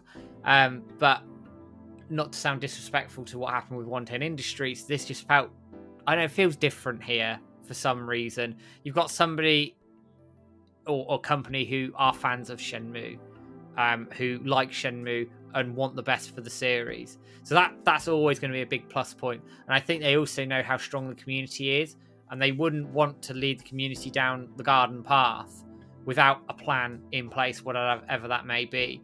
And that then comes into sort of December the 6th, where they publish the survey asking for feedback around Shenmue 3, including desired platforms and some sort of graphical changes and some other bits and pieces. That survey's still open at the moment. I don't know when it's going to close. We were told by their social media team that there isn't an end date on it at this point in time. So if you haven't filled that in, again, the link is in the description below. Go and do that if you haven't done so already. But this is where I think this rings very, very true, what they said on this. And it says here that we know we are eagerly awaiting a statement from us, and we deeply appreciate your patience. Our collaboration with YSNET has been very fruitful. We are carefully reviewing all details. This process takes time, and we thank you for your understanding. So that says to me, they are working, they are trying to get things over the line, but they need the space to essentially go ahead and do that. But I think we can't not be excited by the fact that somebody or a company's got a passion for Shenmue, whose mission objective is to give those retro legacy IPs the platform they deserve, is taking this on. I know it's only Shenmue 3 at this point in time, and it may or may not lead to a Shenmue 4, we don't know. But I think they are damn sure going to try to do the best by this series and by Shenmue 3 as they can. And that for me is just a reassurance, if anything else. It's brilliant to see. And I feel like we're safe in their hands. And obviously, Suzuki and YSNET actually trust ININ Games because they've already partnered with them previously on Air Twister. And obviously, they must have built up a successful relationship there to then want ININ Games to be, the publisher of Shenmue 3 moving forward. And obviously, they've got out of the Deep Silver deal and all that sort of stuff. Now they can put that behind them and just have sort of this intimate relationship that they seem to have with ININ Games, where is actually like a caring relationship. They definitely care about YSNET's future projects, and I'm really pleased actually that ININ Games are the people now behind potentially the future of the Shenmue series. But like I say, at the moment, just Shenmue 3.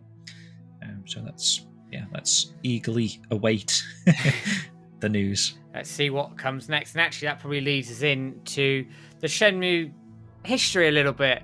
December the 29th, fairly recently, in fact, Shenmue turned 25. So we had the 25th anniversary of the Japanese release of Shenmue, with Western anniversaries to follow over the course of 2025, which is great. And then James is showing up a copy of the Dreamcast, Japanese Dreamcast copy there for everybody to see. And we are also giving away a copy as well as part of the competition, which is insane to see that you can still get, and that's in really good condition as well. That just one. Infinite. It is actually, yeah, but just infinite nostalgia, right? Just seeing the original Dreamcast case here. I know this is the Japanese version, but there's just something about Shenmue, like with the box art and everything. It's just looking at it, just sort of it gives you this great feeling inside. It sounds a bit cheesy to say, but it's, you know what I mean? This is where it all began 25 years ago, which is insane. Which is madness. So there were lots of outlets that recognised it. Famitsu did. Lots of Japanese outlets mentioned it. Some of the Western ones did, although I anticipate more of the Western outlets will pick up the Western anniversaries. Yeah. Hopefully, that makes a lot of sense. Mm-hmm. Hashtag Shenmue trended across the day. Around 3,500 posts was trending at one point across the day, which is absolutely fantastic. Community came out in force to celebrate this wonderful milestone. There was artwork, there was tributes, there was all sorts of things kicking around. We did a tribute video and a tribute stream with iconic figures from the industry, community, and more people participating, which was great. A little bit of a sour point for me, and I'm sure you'll agree with this, James, is Sega didn't recognise it at all. That was insane. I mean, sort of expected that, actually, didn't we, bizarrely? Maybe more surprised that like the Sega Japan account didn't recognise it, because I feel like they do that, if that makes sense. Like, I feel like I've seen them acknowledge the anniversaries of other properties, essentially, and I suppose that is probably the account that probably should have acknowledged it agreed. out of all of them. But it would have been nice. But I mean, like I say, it didn't really take us by surprise. I think we sort of expected that, especially these days, right? Apart from the Like a Dragon little thing, like you say, we haven't really had Sega acknowledge Shenmue too much, which is unfortunate. But it's just a celebration day, right? Put that aside. Seeing all these articles, like you say, we had loads of community posts throughout the day wishing happy 25th anniversary to the Shenmue series. Matt, your video, and I know you said we, but it was a solo project from you, Matt, with the getting all these notable people on board to sort of share their thoughts and feelings on what Shenmue means to them, essentially. And you got some great people in there like Steve Lysett, Josh Fairhurst, Casey from Sega Lounge, Adam Korolik, us, ourselves, a wealth of people, Louise Cox, Eric Kelso was in there, right? Yeah. Who else? There's a couple more. Magnus was in there as well. Magnus, yeah. I'm trying to think who else it's gone. My brain's gone dead thinking about it now because that video I think we named 9 out of 10, but yeah. Apologies for the other person. But incredible video, Matt, and some really awesome stories from people as well. It's definitely worth checking out because, especially if Shenmue has been a part of your life for 25 years, I think you can relate to some of the messages that people are sort of sharing and some of the stories and stuff like that. And I think you did a great job there, Matt. I'm really pleased with how it came out because I was getting to the wall with it in terms of getting it out on time. I think I had it rendered in the afternoon of the 29th. By the end of it, it was really tight because I was chopping, changing, sorting last bits and pieces out. You QA'd it for me, and it was. But I'm really pleased with how it's come out, and the reaction to it's been absolutely outstanding, actually. But as also part of the 25th, Famitsu did an interview with a load of the ex-development team who worked on Shenmue. It was like a roundtable discussion. They went out for dinner and had a chat about the development of Shenmue and all the stories around it. And there was two very interesting things came out of this, actually. This is the biggest one, though.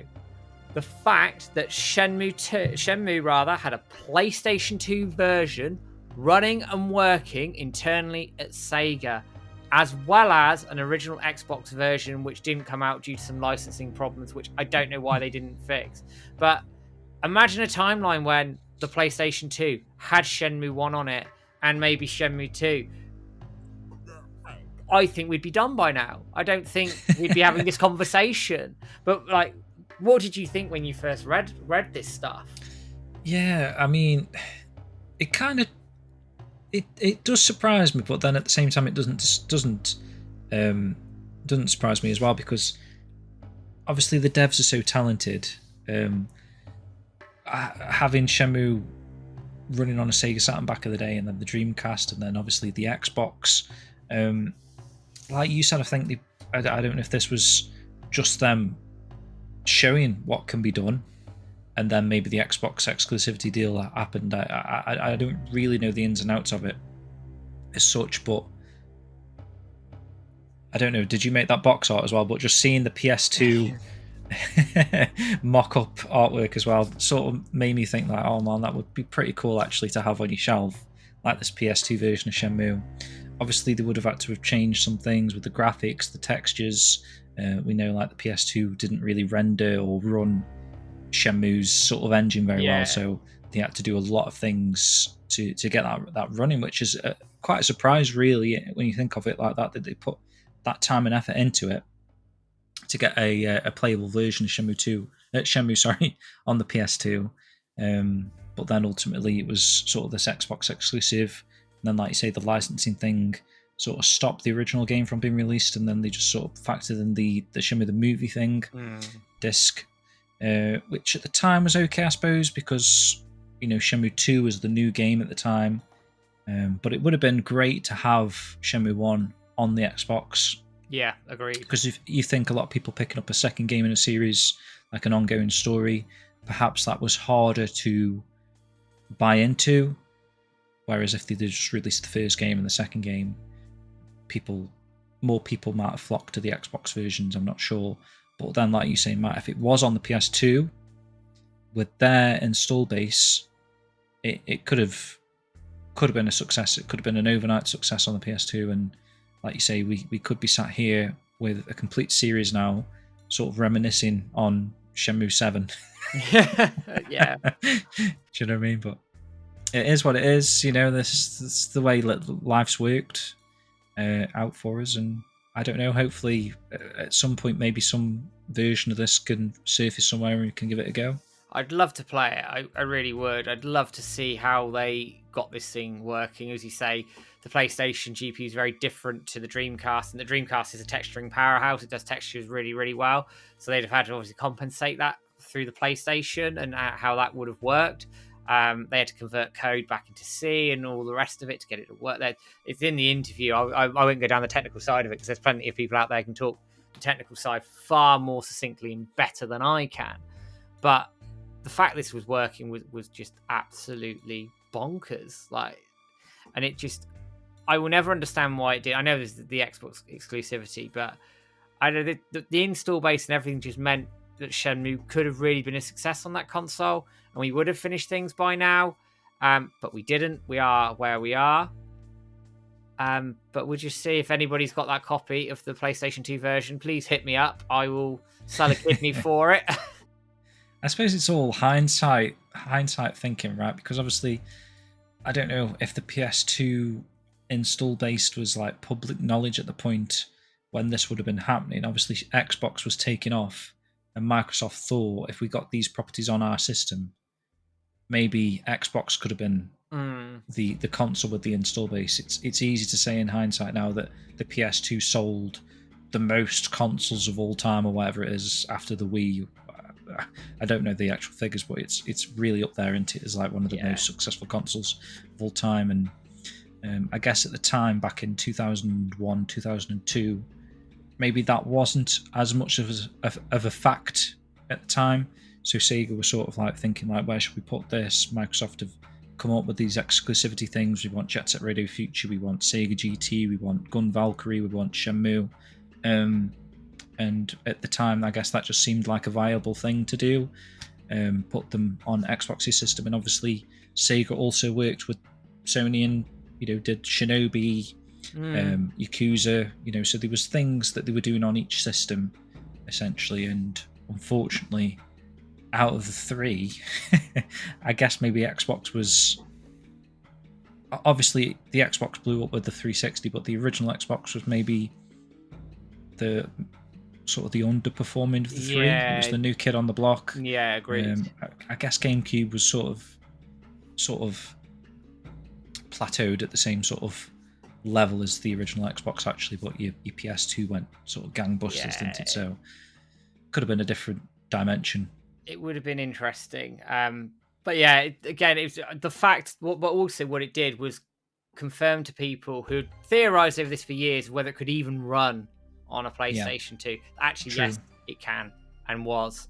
What state it was in, I don't know. The developers said it was playable and could have been released at some point, so they clearly had faith that they could have got it to a point where it could have been released. So that at least puts that theory to bed that it couldn't run it. It definitely could. What changes were made, I don't know. I'd love to see footage of it. Maybe one day we'll see it. We'll just have to see. But then we move away from the PS2 version, and Sega Dreamcast info, Lauren over there, who's archives loads of Dreamcast things from over the years, source code, betas, you name it, it's all there. Showed a Shenmue 1 beta from June 2000 with the English translation underway. There are some similar, sort of smaller differences in the game at this point, bearing in mind, obviously, it had been released back in 1999 in Japan, so the main game itself was essentially completed. The whole project was worked on with Mike Reinhardt, so this is one of the betas Mike may have had or had access to. I interviewed Mike a few years back and talked me through. He was the lead QA tester for Shenmue at Sega America at the time. But again, while there's not anything major in terms of content through this that we're aware of at this point, people might start fishing through it and tell us otherwise. It's still cool to have this Shenmue 1 beta and another sort of step in that development journey out for the public. And I know Lauren invests a lot of time in doing this sorts of things. So again, great to see that as well. Have you got any thoughts on this one, James? Yeah, it's just a nice historic piece, isn't it? It's another Shenmue piece of history that is nice to just have it documented. Whether or not there's anything different from this, I know there's some translation differences, which is understandable because they were working on the English translation, so subtitles and English dubbing and whatnot. So there's probably some tidbits of, you know, some differences anyway that you can discover there, which is just neat, just a neat thing to have. And like you say, Laurent does some great work for the Dreamcast community with a lot of these prototype builds and betas and whatnot. He also released a Half-Life beta today, I think, which is really cool. So if you're interested in Sega Dreamcast betas and prototypes and stuff like that, definitely check out Sega Dreamcast info, Laurent's website there, because that is where you'll also find the GameJam beta that we spoke of a little bit earlier, where you can see the Zhang cutscene. Yeah, brilliant. That was ultimately from another one of Laurent's projects here. So yeah, it's nice to get some more betas and whatnot, and hopefully someday we might get, like, you know, some of those proper Shenmue betas where it's got like, you know, unique Meow Village or whatever, or like the Network Jungle demo. The Network Jungle beta, that'd be sick. Yeah, that would be amazing. So again, it's a great point in history to have documented. You can download all those betas from Laurent's website. Again, the link will be below, so you can pick those up. Moving away then, so Shenmue's turned 25, but we need to keep Shenmue's name out there. And this is coming on to the next section, polls performance. So I am now going to sound like I work for the BBC on an election night. And probably to make a complete cock-up of all of it, but never mind. But one of the big things with the Shenmue community and keeping the Shenmue name alive is these polls. So many outlets will run top 100 games polls, top character polls. And what we've always encouraged the community to do, and will continue to encourage people to do, is vote for Shenmue in these polls. Because what it does, they place in these polls, or Shenmue places in these polls, it means that you get the notoriety around the series, people don't forget about it, people keep talking about it, and it just means it's still in people's consciousness. So this year we had sort of 3 polls that were major. I think in 2023 there are a few more kicking around. The Empire one was probably the biggest one that year. But coming on to 24th of January this year, Retrogamer had asked people for their top 100 games, or retro games, including up to the PlayStation 2 era. So that's, going all the way back up to the PlayStation 2. So that is proper retro. I know some people consider the PS3 retro now, which is a bit scary, because I was like 19 when that came out, but we'll leave that there. But so they had this poll, and it was published then on March the 14th with the results. So we encouraged people to vote for Shenmue 1. You had to email in your choices and a little blurb as to why. And the reason we said Shenmue 1 was simply because it was more recognisable in terms of, it did more sales than Shenmue 2. And it's always the one that people default to. When they say Shenmue, I think they encapsulate Shenmue 1 and 2 together, but it always translates to, in the media, Shenmue 1, just Shenmue. So we encourage people to vote for it. And actually what we got in this was quite a good result. So Shenmue 1 came in at number 9, so it finished in the top 10, actually beat out Super Mario World, which won it previously, which was insane. And also, just for good measure, Shenmue 2 came in at number 19, and Shenmue was the highest placing Sega title within that list. Which is awesome. Man, madness, isn't it, when you can think of like Sonic 1, Sonic 2, Sonic 3, Outrun, Space Harrier, loads of Sega games from over the Panzer Dragoon Saga, Sonic Adventure, the mass of Sega games that are there, and Shenmue finished in the top 10 and the top Sega title, James. And rightly so. And with it going all the way up to PS2 era, Matt, if Shenmue would have been released on the PS2, perhaps it would have been number one in the entire poll. But yeah, I just love seeing these polls, and you get a little bit excited every time one's released, just to see where Shenmue is actually is it in the poll, and then to find out it's also in the top 10, which 25 years later, with the amount of games that have been released, and we're all getting old, but there's a younger audience out there for video games. So to see Shenmue continually crop up still in these young adult type of polls, and to get It's essentially what we want is to introduce Shenmue to this new audience. Say if I don't know what it's like for kids of this day and age, but say if there's a kid that's interested in retro gaming and you go through the list here, this is the top 100 video games of all time. They're probably expecting to see Fortnite at number one, and then they'll get a rude awakening that it's like Zelda or something is like your number one game. But then they might think like, well, why is this number one? Go out and play it and then actually understand.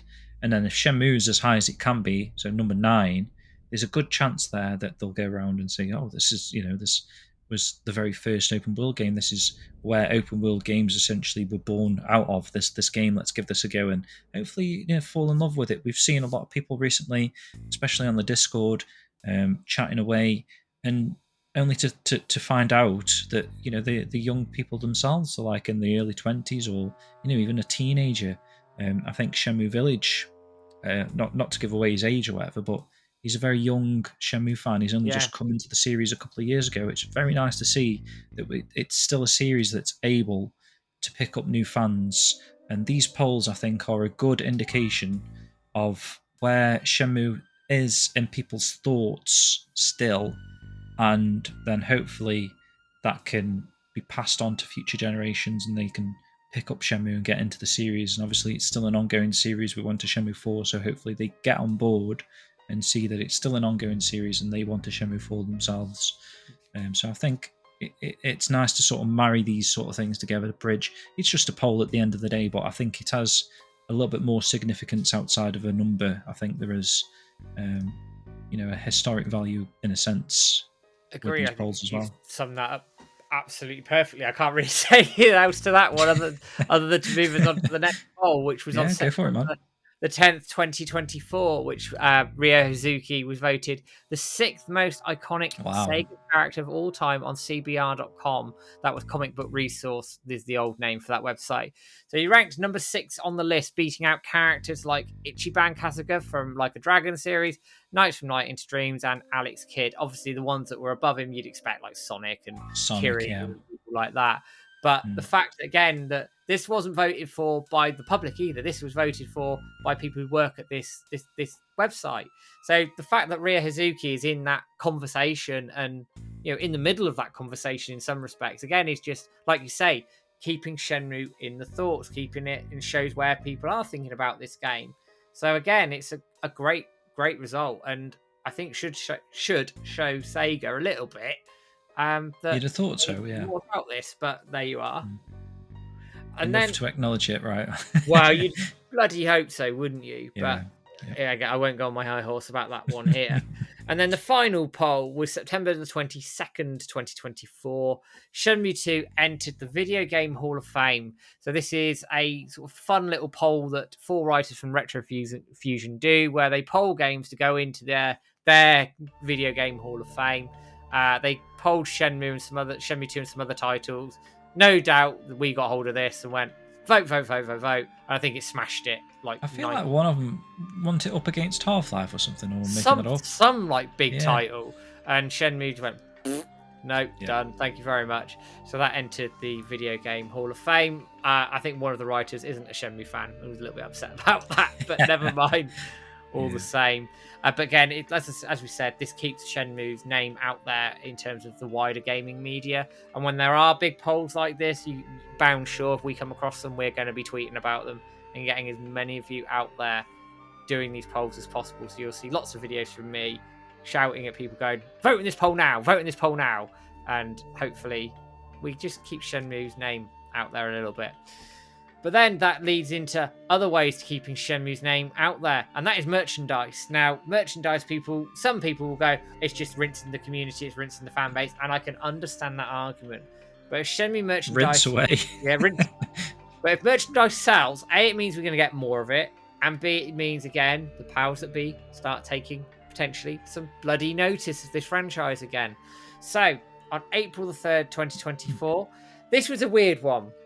Because Insert Coin had teased this months prior, and then, again, out of nowhere, we got ourselves a new Ryo Hazuki Bomber Jacket, which cost $84.99, Hazuki Tiger Pin, which is really cool, really cool pin at $5.99, and a reprint of the Ryo 1999 T-shirt, which was $24.99. All the items are currently still available at the time of this recording through insertcoinclothing.com/Shenmue. That jacket is brilliant. I really like that jacket. I think it's probably the best one. Yeah, right, it's the best one they've done. It's all best quality, and especially this time of year with the weather being as cold as it is, it's a nice thick jacket. Yeah, definitely. It's a really lovely, nice cozy jacket. They've done a really good job with that one. They've done a number of jackets and hoodies and things over the years, but this one, I don't know, just felt better. It's the only way I can describe it. Felt really cool. I do agree with that. Yeah. The pin's great, and the reprint of the Ryo T-shirt's great as well. But then again, it's selling through fairly well from what we understand. But if you sell more of this, it sells quickly, get more merch. But I'll pop that point up at the end of this section as well. Then we come on to September the 9th. Now, Limited Run Games were acknowledging the 25th anniversary of the launch of the Dreamcast in the Western world, the whole 99.99 thing. And they released a Dreamcast line of trading cards and merchandise with Shenmue 1 and 2 being covered in the merch. They did a list of games. I can't remember them all, but you had like Sonic Adventure, I think Skies of Arcadia, Crazy Taxi, Jet Set Radio, Shenmue 1, Shenmue 2, and there's some others that I can't remember off the top of my head.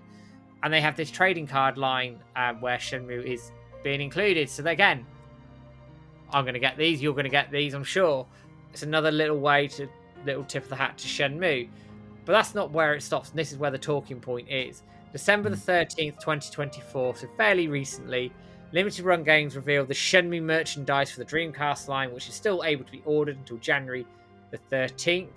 You get the Kitten plushie complete with box and tuner, which I think is just an inspired idea, whoever came up with that. Give them a raise. T-shirt, hoodie, Tomato Store pin, hat, skate deck, trading cards, holders, DC coin, and a poster. James, what are your thoughts on the Limited Run Game stuff, having bought all of it like I have? Mad, we had to buy it all, but really great line of merchandise. Obviously, we've been excited and waiting for it ever since it was revealed it was coming up, and then obviously they did the Sonic Adventure merchandise, and we were waiting 2 months from when that was released. We were like just waiting, sort of refreshing the page daily, actually, just to make sure that the Shenmue merchandise was, because we felt like it was probably going to crop up in the December month, which it did, because it's very fitting for the Shenmue time of year. The Kitten plush is amazing. I think that's probably the standout item for me, the Mimi. It's really cool. I think everyone should go and grab that at least if they want, because it's such a unique item. It's it's not just a t-shirt with a logo on. It's a physical piece of Shenmue merchandise that's it's got these sort of Easter egg elements to it. It's probably not a massively well-known thing. If you've got that sat in your room somewhere, people aren't going to instantly think, oh, that's the Kitten from Shenmue. It's not one of those things, but to a Shenmue fan, it's really cool. The skate deck, I think, is a nice piece because it's something that you can hang on your wall. I mean, obviously you can use it if you want. You can put some wheelers on it and go out skating and show off Shenmue at the skate park, but I think most people are probably just going to hang it on the wall as sort of like a poster, but like a really unique style. And also the trading cards are interesting. Obviously, a lot is unknown about how easy it is to collect the full set there. I've gone out my way to buy a couple of the boxes, hoping to try and complete a set. I know there's a lot of cards, so it's going to be difficult. I really want to make sure that I at least get all the Shenmue trading cards, and part of one of the merchandise items is actually like a replica Dreamcast case for Shenmue, and inside there's a couple of exclusive Shenmue cards that you can only get from buying that. So if you do want all of the trading cards, essentially you're going to have to go through each line that they do for these different games, the Sonic Adventure line, the Shenmue line, the Skies of Arcadia line, and buy the replica game case, which is pretty cool actually anyway. I like the concept of that, with housing these exclusive cards in there, but definitely pick up the Shenmue ones if you can. And yeah, I know it's a lot of the merchandise is just original sort of Shenmue artwork like this. So there's a poster with this sort of thing. We have had similar posters in the past, so it's not necessarily like the most unique line of merchandise from that aspect, but then there is some really cool, unique items within there that I think definitely deserve your attention, like the kitten and the skate deck and the trading cards, for example. The hoodie you said you liked. I really like the t-shirt as well. The Tomato Store pin as well. That's a really cool. I'm a sucker for a good pin. So definitely go out your way and try and pick up as much of this as you can, guys, because obviously we will be getting a Shenmue 2 line later that has already been announced. But just things like this, Matt, we can talk about this next if you want, but we've said it before. If you want to see more Shenmue, you kind of got to support Shenmue. Yeah.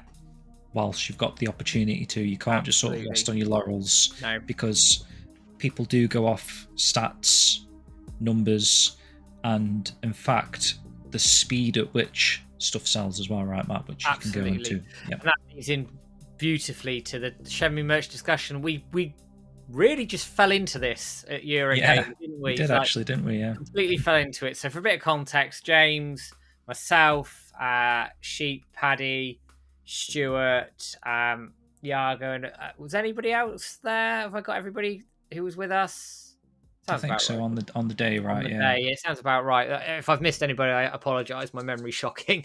But we went to Eurogamer and joined up and had Shenmue chat and all the rest of it. We went to they had like a big stall for tub ducks, like it's all set up, and they had hundreds of these things, like filled to the rafters.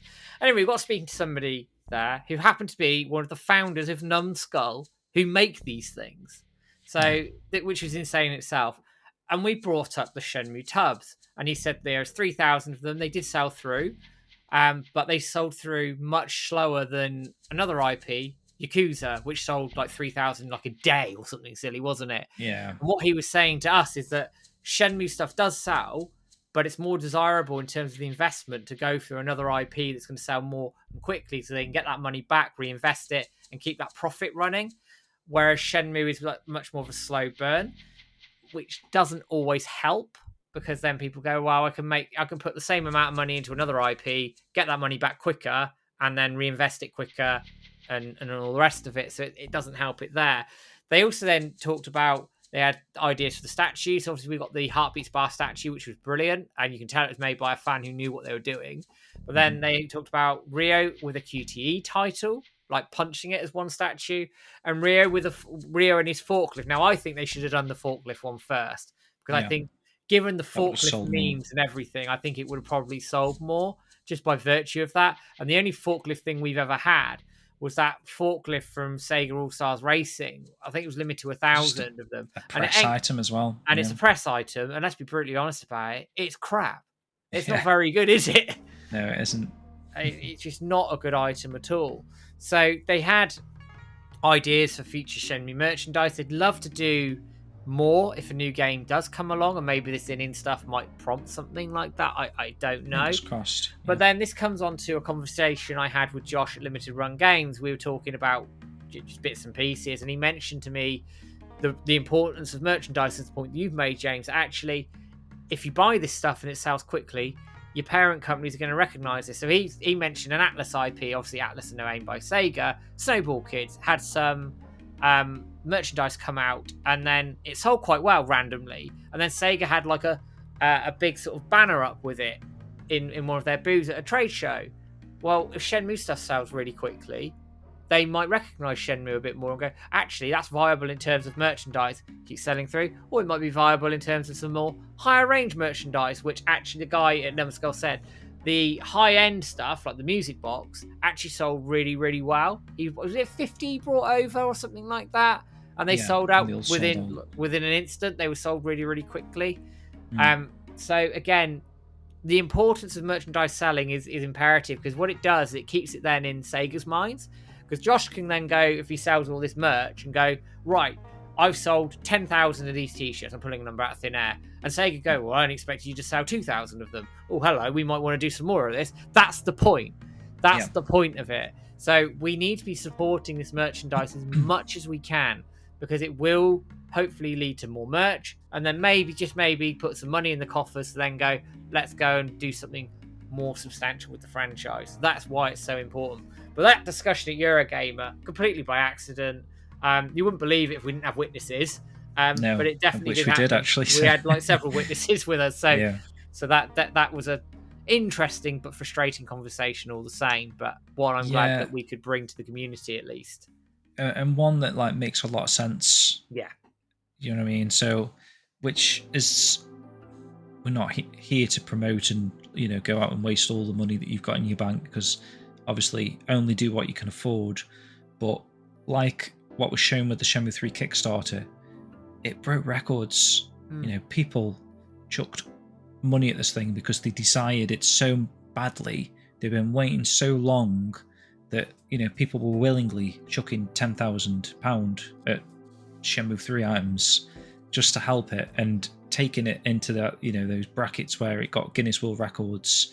And I know this limited run games isn't going to be like, oh, we've got the Guinness World Record for the most fastest selling Shenmue merch of all time, but just every little helps. It just registers interest in. So like Matt was saying there, so if Sega see the numbers and you've got all of these different Dreamcast anniversary things that Josh is doing with limited run games, so the Sonic merch, the Skies of Arcadia merch, the Jet Set Radio merch, if Shenmue is like what we want it to be, like second to Sonic Adventure, because let's face it, Sonic Adventure is probably going to be the best selling merchandise line out of all these games. But if Shenmue's second to that, and then these games that Sega probably expected to be higher up that aren't as high up as Shenmue, then they'll look at that and they'll think like, oh wow, that surprised us that Shenmue actually sold those numbers.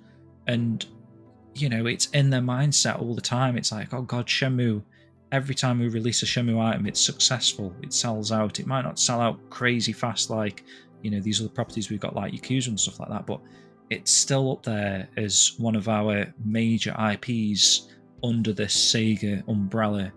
Shenmue is still a game that actively sells merchandise, and I think that is a good sort of indication of a game that's still relevant today. Yeah, and hopefully then that Sega take that on board and perhaps want to do more Shenmue things in the future, whether it be another merchandise line, just anything that is Shenmue just keeps the series alive. And I know it's still alive because we've got the ININ stuff that's happening with the Shenmue 3 and whatnot, but just having it acknowledged is just good enough. It's just nice to have a brand new full set of line of merchandise. There's not many games that have all the sort of merchandise that we get. We're quite lucky. I know it comes out in drips and drabs, but Shenmue does get a lot of merchandise over the years. We're getting a couple of items a year, and in this instance we've got like a mass amount of merchandise from limited run games here, and we're going to be having a Shenmue 2 line as well in the future. So there's a lot of merchandise that can just keep Shenmue highlighted, and hopefully it sells well enough that, like we say, Sega acknowledge it. Yeah, and that's exactly it. It's selling well enough to make sure that the IP stays relevant and people acknowledge it. And if you do that, I think we're then going to be into a particularly healthy portion as we come into 2025. We'll talk about 2025 in a bit. We've got a couple of other sections to cover now. The next one is Steel Paws. December the 13th, 2024. James, you madman, you stayed up for the Game Awards pre-show. YSNET's next project, Steel Paws, was revealed, and it's basically like a tower invasion type game. You embark on an adventure alongside buddy robots to conquer a mysterious tower that reappears every century. Master your abilities and upgrade your buddies to uncover new enemies, rewards, and endless ways to play. Steel Paws comes exclusively to Netflix in 2025. So it is being published by Netflix and working with YSNET. There's no other publisher involved at this point in time. I don't know whether there's an exclusivity deal to Netflix for a year, for example. It can be accessed on any mobile device if you've got a Netflix subscription when the game comes out. And YSNET have obviously updated their website to include this with Air Twist and Shenmue 3. You watched this unfold live, James. It came again out of left field. What do you make of it? The trailer looked brilliant. Yeah, well, obviously we weren't expecting anything really in the Game Awards, Yu Suzuki wise, and then all of a sudden I'm hearing his name, Yu Suzuki of Shenmue fame, or whatever the lady said on the Game Awards pre-show here, and seeing this game sort of took us by surprise. We knew that there was a YSNET game in the works, Going back to the interview back in April, Yu Suzuki said they were hoping to announce a game this year. So obviously this is at the tail end of the year in December, and a game has been announced, and yeah, it's exciting. It's something new and fresh from YSNET. We hope, again, much success from this, because obviously any of this success in these other properties and stuff can potentially go into a future Shenmue title as well, which is what we want. But there isn't a lot to go off of at the moment. The trailer's sort of an animation type trailer, so no gameplay. There is some screenshots that have been released showing a little bit of the gameplay, and you talking about how it's like a tower defense game and whatnot, and the way it sounds like it's going to be quite an addictive game. Being on a Netflix platform, it's not going to be covered in microtransactions because it's a subscription-based thing, sort of like Apple Arcade, where it's like you're subscribing to their platform, and all of the software on the platform is like full-fledged games. There's none of this like pay 99p to progress faster and whatnot. So it's going to be a complete experience of a game. So I'm looking forward to it. I mean, anything that YSNET, Yu Suzuki have worked on, I'm there for. I want to try it. I want to play it. It looks quite fun. The characters look, looks fun. Worthy. It looks good. Like you can imagine them creating like a little plush of some of the characters we've seen, like a little cat plush or something. These sort of steel-bound, armored up cats and whatnot. But yeah, like you say, Matt, it does look a lot of fun, and I like the art style. I like the animation that they've gone for there. Hopefully there's a few cutscenes within the game like that, because I think it's going to be just an enjoyable experience. And I hope all the success in the world for it, to be honest. As do I, because at the end of the day, the more success YSNET has with its games through whatever avenue is more money in the coffers, which means that jump to Shenmue 4 can start to become that just a little bit shorter as we go. And it does look fun. It does look good from the screenshots. The trailer was brilliantly well put together, actually. It was very professional, that sort of trailer. And again, I think with it being on Netflix, obviously there's a big install base. I don't know how big Netflix Games is. I couldn't tell you. But what it does do is establish a relationship with YSNET and Netflix, potentially, which I'll come on to very briefly in a minute. But also, I'm hoping that maybe ININ or somebody picks this up if there is an exclusivity for a year or 2 years, whatever it may be, and it does make its way to consoles and PC, that we can all play this game, because it's the sort of game that actually I think you could buy it for, say, 10 quid and be addicted to it, and away you go, and that could then turn into a bit of a sleeper game that people go, oh, I'll pick that up, it's good, and then you build that install base around it and all the rest of it. And what's good actually about this is, Matt, is like YSNET starting to become a studio at this point now. They've got games under the belt. It's not just they've made Shenmue 3. They've got games now. So when you go on the website, there's a slot for Air Twister, there's a slot for Shenmue 3, there's a slot for Steel Paws. So the more titles they can get under the belt, and successful ones at that, and these relationships like Air Twister with Apple, Steel Paws with Netflix. Shenmue is a massive title anyway that's, everyone in gaming knows about Shenmue. So having all of these under this umbrella of YSNET now moving forward and make more games, which is what Yu Suzuki wants. I think he wants to take part in brand new experiences. He mentioned before wanting to do like another Ferrari-based game or something, or like a driving game or something. Obviously, he's done Air Twister, which is sort of the spiritual successor to Space Harrier. So he's probably thinking like a spiritual successor to Outrun, potentially. And sort of Steel Paws has sort of come a bit left field, really. It's a brand new type of game from Yu Suzuki, not one that I don't think he's ever really worked on before. So it'll be interesting to see how well that game comes out. But I just like that they're slowly building this portfolio, because it just looks good, I think, as a studio. A relatively small studio is just growing day by day. Yeah, and it gives them credibility, doesn't it, when they're going up to these publishers, investors, whoever, to go, actually, we have this portfolio of games now, and this is what the numbers were on, this is what the successful criteria was, and you build that portfolio up, as you say, and then more and more people are willing to talk to you. You've got that big project under your belt with Shenmue 3, whatever people think of it. That was a massive project. These are much smaller projects. Let's not beat around the bush around it. But if you keep having success with these projects, you start building up. You build up and you build up. You build your reputation again. And they're tied to big names as well, like Apple and Netflix, aren't they? So, like you say, it's good. It's good. It's good news. And the point I was making about the relationship between Netflix and YSNET. Now, this is pie in the sky, and this was mentioned on the stream. But what about the anime? Netflix pick up video game anime. Could they not pick up a season 2 with their relationship with YSNET potentially, and go, do you know what? Let's see what we can do with this. Who knows? What do you think? I mean, yeah, it's more possible than not now, because, like you say, if YSNET have built a relationship with Netflix now, if Steel Paws is successful, Netflix might want to do more with YSNET, and maybe Suzuki can say, well, you stream anime, you stream shows. We've got this show called Shenmue the Animation. They potentially put the first season on the platform, see how well it does. And I know anime does do quite well on Netflix. A lot of people are excited for that.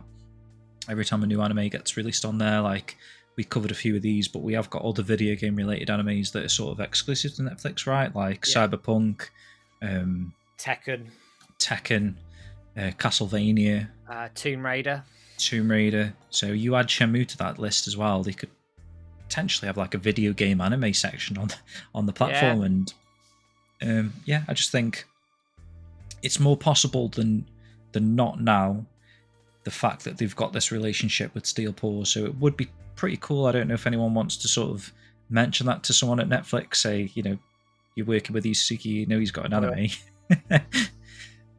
And one that needs a season 2 would be nice. Hint, hint. Would be lovely. So we'll see. Again, it's just a sort of pie in the sky thought. But neat idea, isn't it?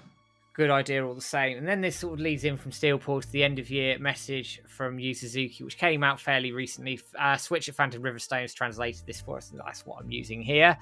Yeah. So this came through Famitsu, and he turned around and basically said what his key word was for the year, which is getting active, which apparently is resolving his lack of exercise, which I think after Christmas, I'm going to have to do the same, quite frankly. Yeah. Question, what's his New Year's resolution? In 2024, he was able to announce the release of a new title at the year end. I will continue developing to bring new gaming experiences to everyone. So it sounds like he's very keen to broaden those games, broaden those experiences, broaden that portfolio that we've talked about. It says, question recent news, which I don't know if it's a question, it's more of a statement, but it says, very soon Netflix will deliver my game Steel Paws to you. It's a thrilling action game where you can blow away hordes of enemies with simple controls. If you're subscribed to Netflix, you can play it on any supported mobile device. And looking ahead, he's looking forward to Ghost of Yotei, which is the follow-up, or I say follow-up, it's not a direct sequel to Ghost of Tsushima, which is coming out in 2025 as well. Nothing overtly Shenmue in there, but good to see that he's looking after his health, because that's always good. And B, that, again, he's talking about Steel Paws and seems quite excited for the release of it as well, and rightly so, I think. Yeah, definitely. I mean, obviously that's going to be his main focus, especially at the early part of next year. 2025, depending on when you're watching this or listening to this, but it's obviously wants Steel Paws to do well successfully through Netflix. Us the same, we want it to do well. It's just nice to see him sort of talking in these end of year messages and saying that he wants to bring new gaming experiences to everyone. So, hopefully one of those is another Shenmue title.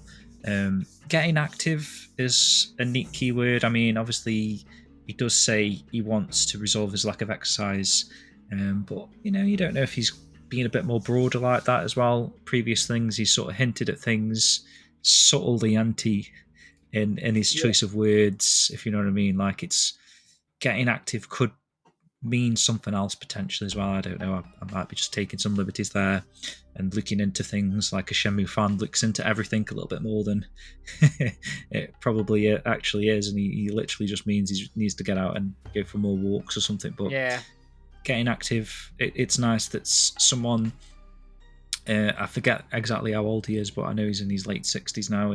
It's nice that he's wanting to sort of continue being who he is, being active, creating more games, more gaming experiences. It sounds like he's not got retirement plans on his mind anyway. So it's nice to read, yeah. Which is brilliant.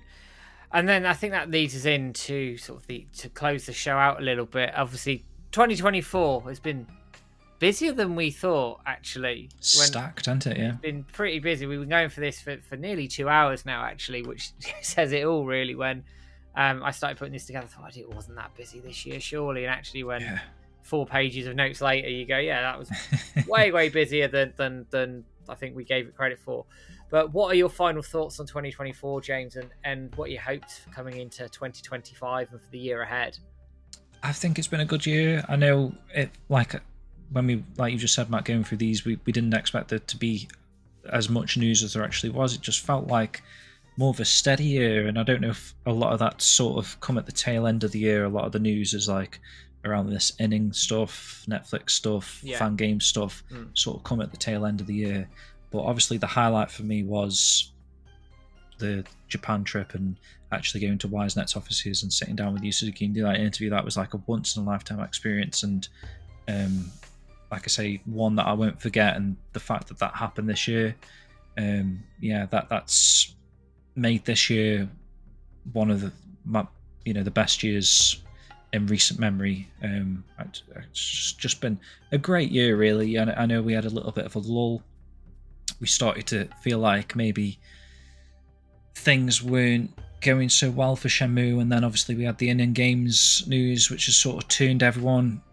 That was like we were dropping off Shenmue a little bit. We saw like fans sort of disengaging a little bit, and I know the tweetathons brought fans back. It was probably round about April actually with the interview and whatnot, where fans slowly started coming back on board. But we were, prior to that, feeling like fans were dropping away a little bit. It was sort of plateauing a little bit, but we're sort of heavy back on the incline now in terms of Shenmue moving forward, and hopefully the ININ Games stuff is the start of something great to hopefully happen next year in 2025, which I guess my hopes for 2025 would be a Shenmue 4 announcement. I don't think we can do any of these end of year messages and videos or whatever and talking about the next year and not wanting a Shenmue 4. I think it's going to be like that until we actually get a Shenmue 4 announcement. But I think next year has the ability to be more likely with ININ Games on board. Obviously, they've got to do whatever they're going to do with Shenmue 3 first, but hopefully that comes with a future announcement along the way. What about you, Matt? Brilliant. Yes, I mean 2024, like you say, the ININ stuff is a big highlight, isn't it? We can't ignore that fact. I think I've said this last year. If I was sat here this year and we hadn't heard anything about Shenmue now, I'd be getting worried. But now with ININ on board, obviously there's a long way to go with everything around this. I feel more comfortable with the future of the Shenmue series. Obviously the hope is a Shenmue 4 in 2025 or an announcement for that. But obviously we need to see how that plays out and how that goes. I think personal highlights for me, I had the privilege of going to Gamescom in 24, and I got the access to the business area and everything. That was amazing, an amazing experience. I managed to obviously speak to Michael Huber at length, which was fantastic. I met Ryan Payton face to face, who's been a long supporter of Shenmue and the website, and my thanks goes out to both of them actually as well for the support they've given the site over the years. That was amazing. And also I think, and I don't want to sound like I'm self-serving here a little bit, but there was a level of respect given for the website and the work that actually has been put into everything that the community does. And that, I don't know, just felt brilliant to have that recognised by people who have much more of a standing in the gaming industry than I'll ever hope to have. So that was awesome as well. The merchandise is brilliant coming forward. I can't wait for more of that. And coming into 2025, I think, I'm looking forward to what comes next within ININ. I think the focus for the community just needs to be keeping that noise out there, and making sure that we do get ourselves towards the Shenmue 4. And I also want to sort that bloody billboard out, because I'll tell you what, that was a pain in the backside with all the rest of that. But yeah, I'm really looking forward to what's coming in 2025. Hopefully a lot of good things. But the other thing I want to say is obviously a big thank you to everybody in the community who's engaged with the content, is engaged with everything that James and I have been putting out over 2024. Not just for the tweetathons, but all the videos, all the streams, all the content through the website, Shenmue World, everything as well.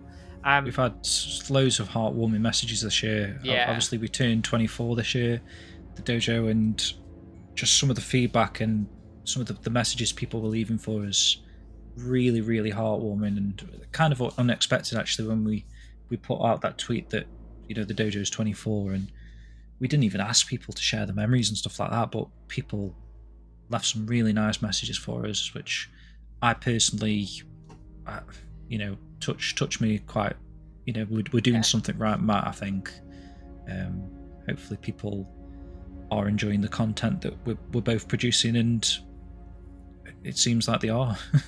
and we turned 25, which is scary in itself. That is scary. Yeah. 2025. I don't quite know what we're going to do about that one, but we set a lineup for that one when we did the 20th. But that was a mental time in itself. But yeah, the community engaging with that, but also the community groups that are out there. I mean, you've got Shenmue Forever, Phantom Riverstone, who are constantly pumping out content and translations and all the work there. You've got incredible jobs. Newer groups out there like No Context Shenmue, Wandering Through Shenmue Village, Dream On. I don't want to miss people because my memory's shocking, but there's so many. What I've seen this year as well, and it's real positive this year, is new people getting inspired and getting into the community and trying to do their own little twist on the community and what they want to produce and what they bring to that. And that only makes the community stronger. And it means we end up going into 25 in a fantastic position going forward. So thank you to everybody with the content and the groups and everything else in between. I think we're going into what will be a very exciting 2025. But before I take us out, and thank you for joining us for 2 hours of us talking quite a lot going over the year of 2024. Don't forget, guys, you can give us a like, share, subscribe, Facebook, YouTube, Twitter, and all the usual places you can find us. If you want to be a member of the YouTube page, it costs £2 a month. You get all our videos outside of the podcast ahead of time. All the money goes to the competitions. The website costs that James and I incur just helps us out with running those as well. And yeah, don't worry if you don't, because it all goes on a scheduling system anyway. And I think that covers all the usual blurb that I'm going to do at the end of these videos. As I said, and I'm going to say it again, thank you for joining us. James, thank you for the 2 hours of your time. It's been an absolute pleasure doing this again. Yeah.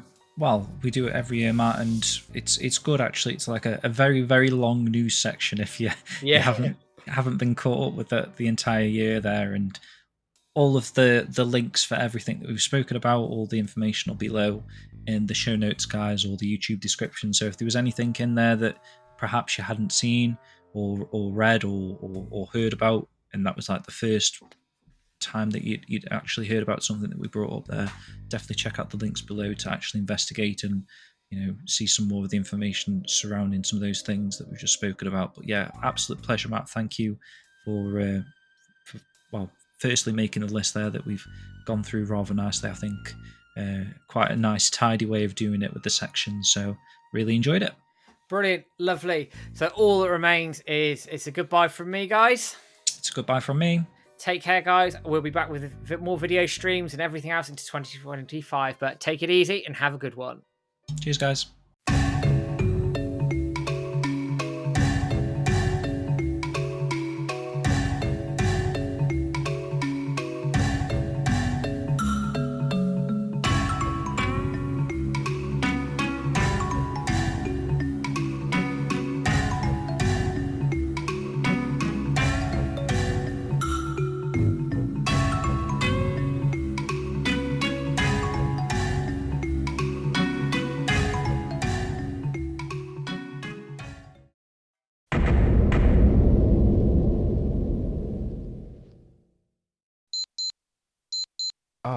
Look at the time.